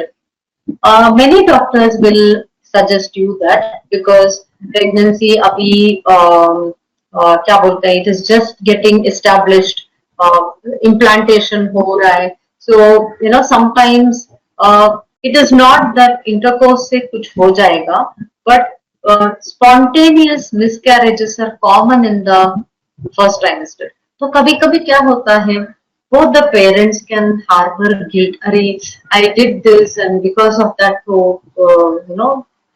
miscarriage हो गया। अगर ऐसा thought आए ना, it feels very bad, right? अगर आपका IVF का प्रेगनेंसी है या थोड़ा डिफिकल्ट प्रेगनेंसी था, then the doctor may say to avoid intercourse in the first trimester. So many a times it is better or safer to avoid intercourse in the first trimester, because sometimes it can trigger uterine contractions, so you may not feel so comfortable. So usually second and third trimester में आपको कोई restriction नहीं रहता है, but you may have to choose positions which are comfortable, right? So you may have want to be on the side or you can be on the top, or ऐसा कुछ positions आप change कर सकते हैं जिसमें आपको comfort हो जाए। ठीक है, So any other questions? So why don't you guys ask some questions so we can make it more interactive? मैं ही अकेले बात कर रही हूँ, ठीक है? So till the time you put in more questions, हाँ, please do add your questions so that we can talk about them. Okay, so these are all common discomforts. Back pain हो सकता है. So I'm going to show all these things. So I don't want to spend more time on this. So sleeping positions, yes, side line में सोना better है. तो उठने के time करवट में टर्न होके उठेंगे. That is a safe practice. जब भी आप बैठते हैं, choose high chairs. जैसा कि डाइनिंग चेयर है, that is good. Both ladies are working from home, so you can think of seat wedges, or you can put a cushion on your seat कि आपका back straight हो जाए, and put your arms on the table, so that will help, right? And avoid sitting on your bed and working. बहुत ladies आजकल bed में बैठ के काम कर रही, so please don't do that. So instead dining table में बैठ के काम कर सकते हैं. Put your laptop on the table, put your elbow also on the table so that upper body का वेट उतर जाए. थोड़ा रेस्ट करने का है, चेयर में उल्टा बैठ सकते हैं. जब भी फ्लोर में बैठना है, you can use a cushion and then sit. ठीक है, so these are all safe things to do. Pelvic joint pains आ सकता है प्रेगनेंसी में, so these are all normal. So there are few things we need to do to avoid that. So one is high chairs में बैठ सकते हैं. पैर से चीजें उठाना अवॉइड कीजिए. टू व्हीलर मत चलाइए प्लीज. हाँ, 4-व्हीलर चलाइए पर 2-व्हीलर मत चलाइए. 2-व्हीलर के पीछे भी मत बैठिए. And you should also do your exercise regularly. And floor level का activities, तो कभी कभी हमको लगता है नीचे बैठ के उठना बहुत अच्छा है, तो बार बार वो करते हैं, तो that can also be a problem, right? And choose your footwear wisely. This is not the time for high heels, ऐसा. So we all know that. But at the same time, एकदम flat वाले भी नहीं पहननी है. So wear something which is thicker, broader, which will support your feet better. Shoes भी पहन सकते हैं. Not very close or tight shoes, but little comfortable shoes, floaters, वो सब पहन सकते हैं. So as we discussed, 4-व्हीलर चलाओ, 2-व्हीलर मत चलाओ. ठीक है? So नहीं, this is not the coupon. Sorry, ये नहीं, ये नहीं. I will show you the coupon. ठीक है? So now we are going to discuss about the exercises which you can safely do during pregnancy. Okay. I had gone through miscarriages 5 months earlier. When my TSH level was 100, now I am taking Theranorm. The level is normal. So what should we do to maintain very healthy pregnancy further?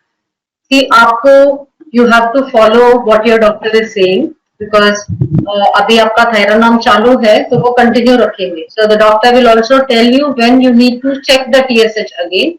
तो अगर TSH check करके they will adjust the dosage, because pregnancy advance होता है, तो the dosage may need to be altered. वो follow करना चाहिए. So वो करेंगे तो everything goes on well, right? And you need to exercise regularly. You just need to check with your doctor if everything is fine, whether you can exercise. क्योंकि doctor का clearance भी important है, and then you should exercise. उससे अपना सब अच्छा रहता है. So don't think that Theranorm लेने से अपना pregnancy unhealthy हो गया. Nothing like that. See, these are all small corrections we have to make.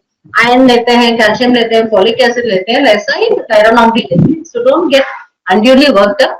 जो डॉक्टर बोलते हैं कि ये मेडिसिन ऐसा एडजस्ट करना है, वो एडजस्ट करके खाना है. ठीक है? So no tension about this. Everything will go on fine. ठीक है? Okay. So should we start with the exercises? So before we begin, I wanted to show you this. So this is the coupon. So you can redeem this against purchase. So are we all ready for some exercise? So हम लोग ने already discuss किया है कि you should be क्या बोलते हैं?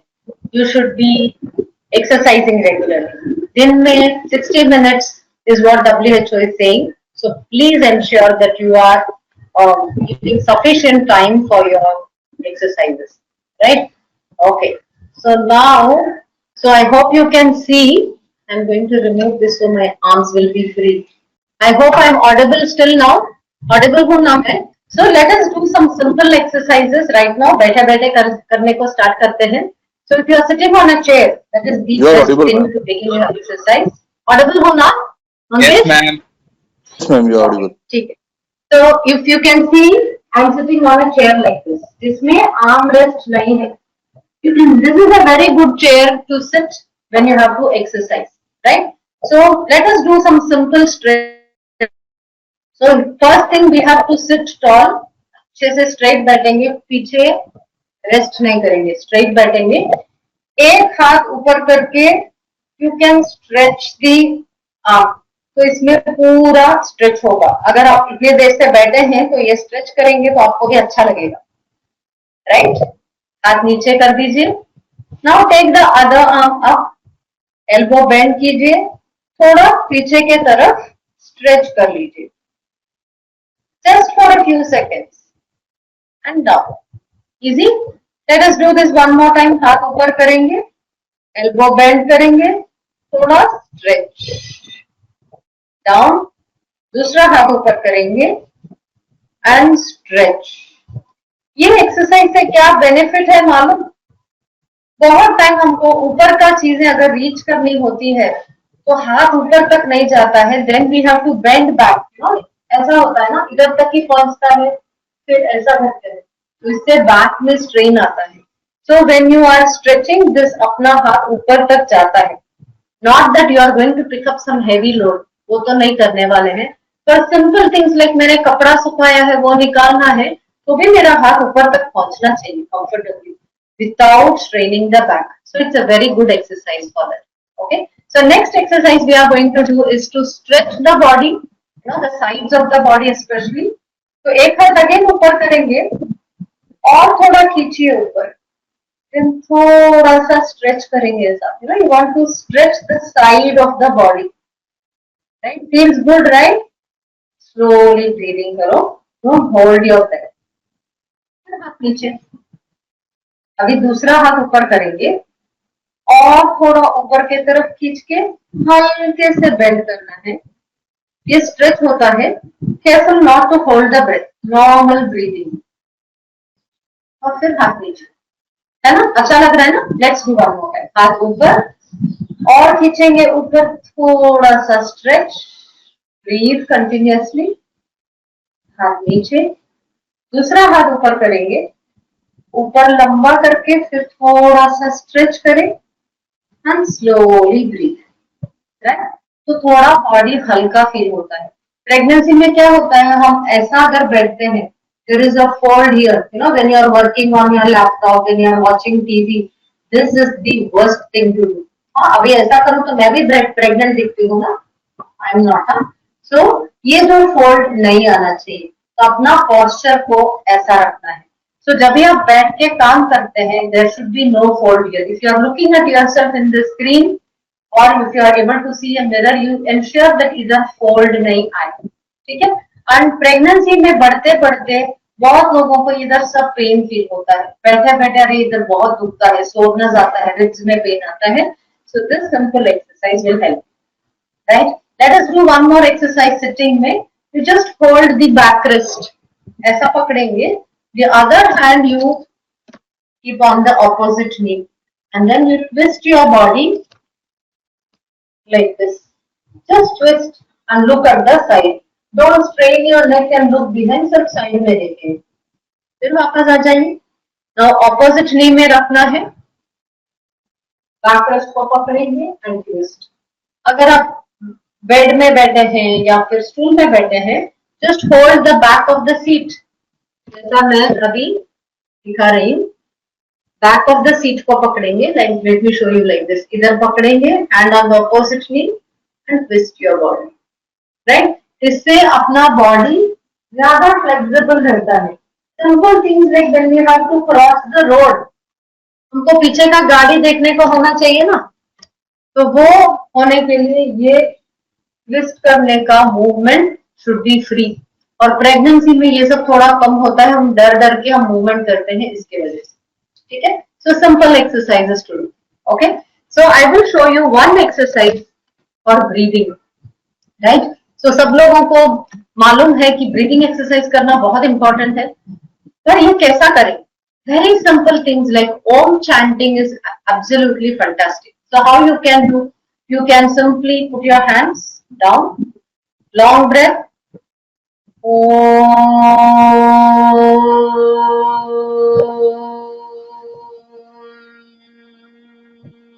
और 2 बार करें, मेरे साथ करेंगे.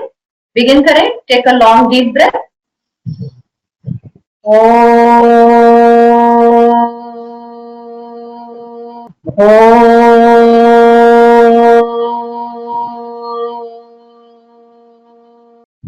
ओके, अच्छा लग रहा है ना? So this makes you feel calm also and अपना breathlessness बहुत कम हो जाता है. ठीक है. One more breathing exercise also I am going to teach you. ये बहुत useful रहता है when you feel little breathless or when you are feeling tired. ऐसा टाइम में ये बहुत यूजफुल रहता है. और स्पेशली कभी कभी नींद आ जाती है, ऑफिस के काम करते करते बीच में बहुत नींद आती है, so you can do this kind of breathing. So इसमें क्या करना है, I call this puffing. Puffing बोलते हैं, मतलब आप लंबा सांस लेंगे, मुंह से छोड़ेंगे. ठीक है. ये कितना लंबा हो सकता है उतना लंबा करना है. So you try to do it along with me.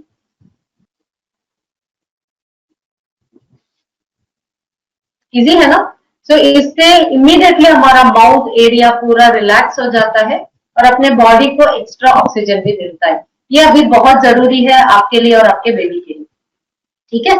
Okay, another important exercise which I am going to show you is the Kegel exercise और द पेल्विक फ्लोर एक्सरसाइज. तो ये क्या एक्सरसाइज है? अपना जो यूट्रस, ब्लैडर, बॉवल, वो सब को नीचे से सपोर्ट मिलता है अपना मसल्स के साथ. सो ये किधर है? Right underneath, where you are sitting, skin के अंडरनीथ ये मसल है. ये these are the muscles which are holding the bladder, holding your uterus. जैसा जैसा बेबी का वजन बढ़ता है, ये अच्छे से यूट्रस को होल्ड करता है. और ये मसल पतला है, बहुत सारे लेयर्स में है, और प्रेगनेंसी के दौरान ये थोड़ा वीक होता है. और ये वीक होता है, आपको कैसा मालूम पड़ता है? You know how it happens. First sign of weakness you will get to know. कैसे? मैं सुबह टंग क्लीन करती हूँ, ऐसा होता है. If I am leaking some urine और when I cough, when I sneeze, when I laugh, if I am leaking urine और when I am leaking wind, this is the first sign which tells me that अरे नीचे से muscle support नहीं कर रहा है. Okay, so don't simply think that हाँ ये प्रेगनेंसी के दौरान हो सकता है, but it is not compulsory. जिनका मसल्स बहुत स्ट्रांग है उनको नहीं भी होता है.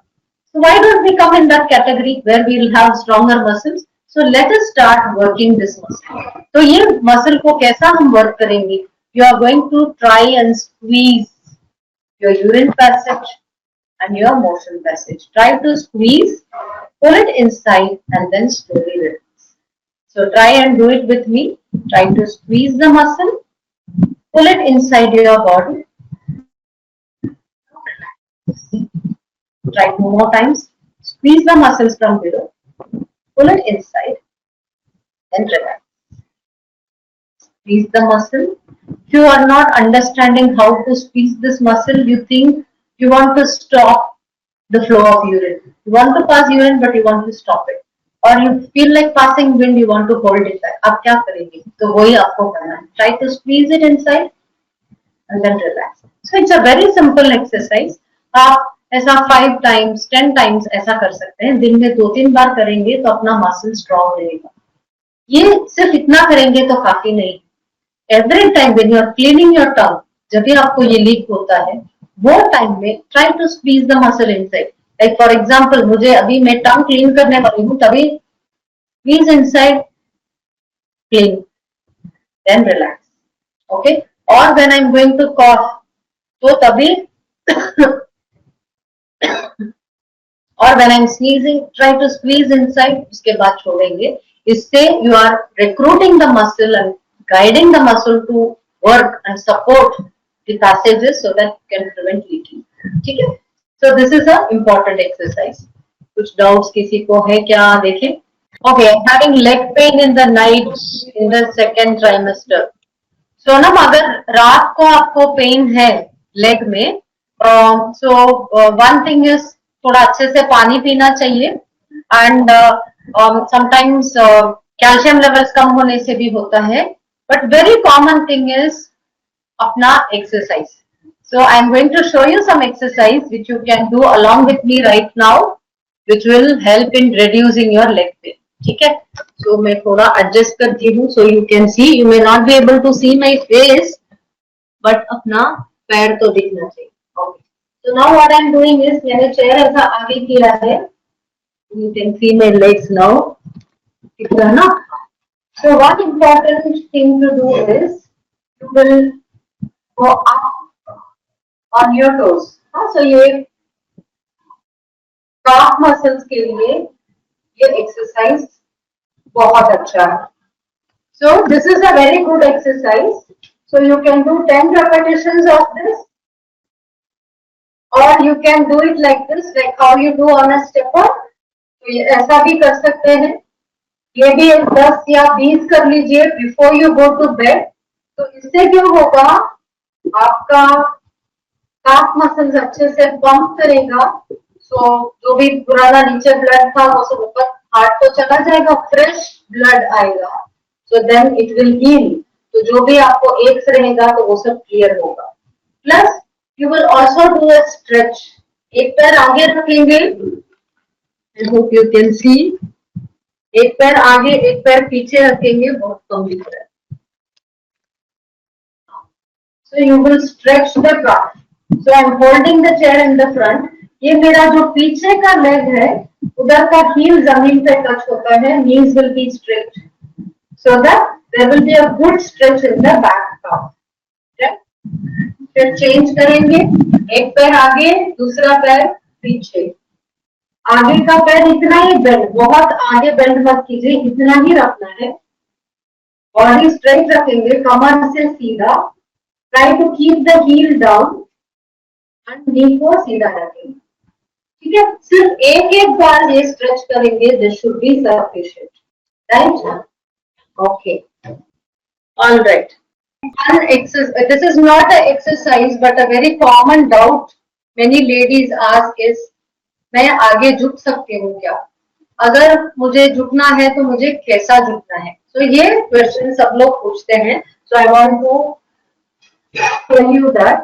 तो जब भी आपको नीचे झुकना होगा, कुछ भी चीज नीचे है, no for example I want to keep a water bottle नीचे, तो आप कैसा करेंगे?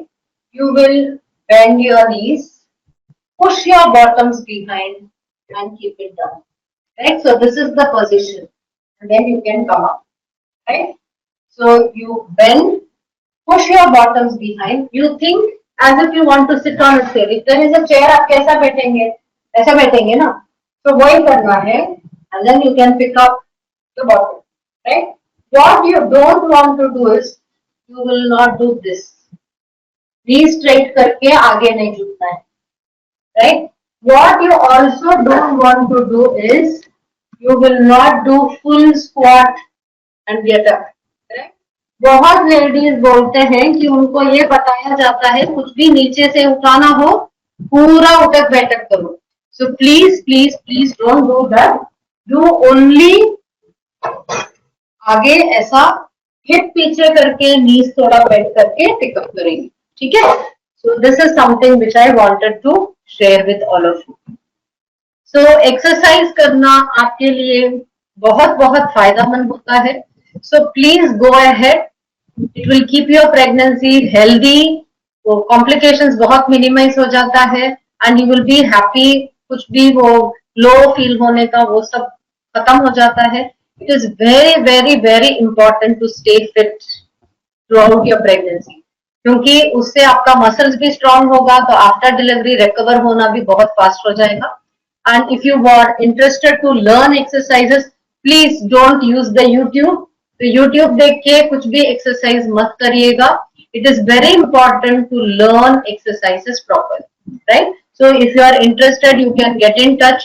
I teach exercises for pregnancy and I do them online also. So from the comfort of your home at a flexible time, you can learn all the exercises, safely do them and stay fit and happy throughout your pregnancy. ठीक है? So if you have, I am done with all the exercises which I wanted to show you. If there are any further questions, I can take them up. I am in my 6th month of pregnancy and I have so much swelling in my legs. हाँ श्रद्धा, अगर आपका swelling ज्यादा है तो one is आपका BP check करना है. आपका प्रोटीन इनटेक बराबर है कि नहीं वो भी चेक कर लीजिए। तो ये डॉक्टर से आप चेक करवा सकते हैं। बीपी कम अगर ज्यादा वगैरह रहता है तो मेडिकेशन लेना रहेगा। प्रोटीन इन योर डाइट आपको बढ़ाना चाहिए। And very important is you are probably standing more और you are doing lot of sitting, तो उसके वजह से भी स्वेलिंग बढ़ती है। सो उसका आप ऑल्टर करो। आपके वर्क में आप ये देखिए कि बीच बीच में उठ के चले। ऑफिस में भी आप थोड़ा थोड़ा एक्सरसाइज कर सकते हैं। And after you come back home और after you are back to after office hours, put your leg up for some time but not the whole night। पूरा रात पैर ऊपर करके नहीं सोना है। 10-15 मिनट पैर ऊपर करेंगे, रेगुलर एक्सरसाइज भी करेंगे, देन इट शुड रिड्यूस। ठीक है, पर वो पॉसिबिलिटी ज्यादा रहता है जिनका स्वेलिंग का टेंडेंसी है वापस आता है, तो रेगुलरली ये सब करेंगे तो swelling will be under control, कि आपको कंफर्टेबल रहेगा। वरना पैर में पेन आता है, फिर चलने में भी उससे प्रॉब्लम है। ठीक है, I think we are done. Thank you so much. Thank ladies for all your patient time. When is a parent born? When your world changes in a moment. Nani? Or when the moment is celebrated by all. When you start learning again. Or with a new role. Is it your child's first breath? Or is it just a feeling? Parents are born when they fulfill a responsibility. Your child's umbilical cord blood can provide protection from 80 life-threatening diseases. Keep it safe with Asia's largest stem cell bank. Cord Life. One chance, one choice.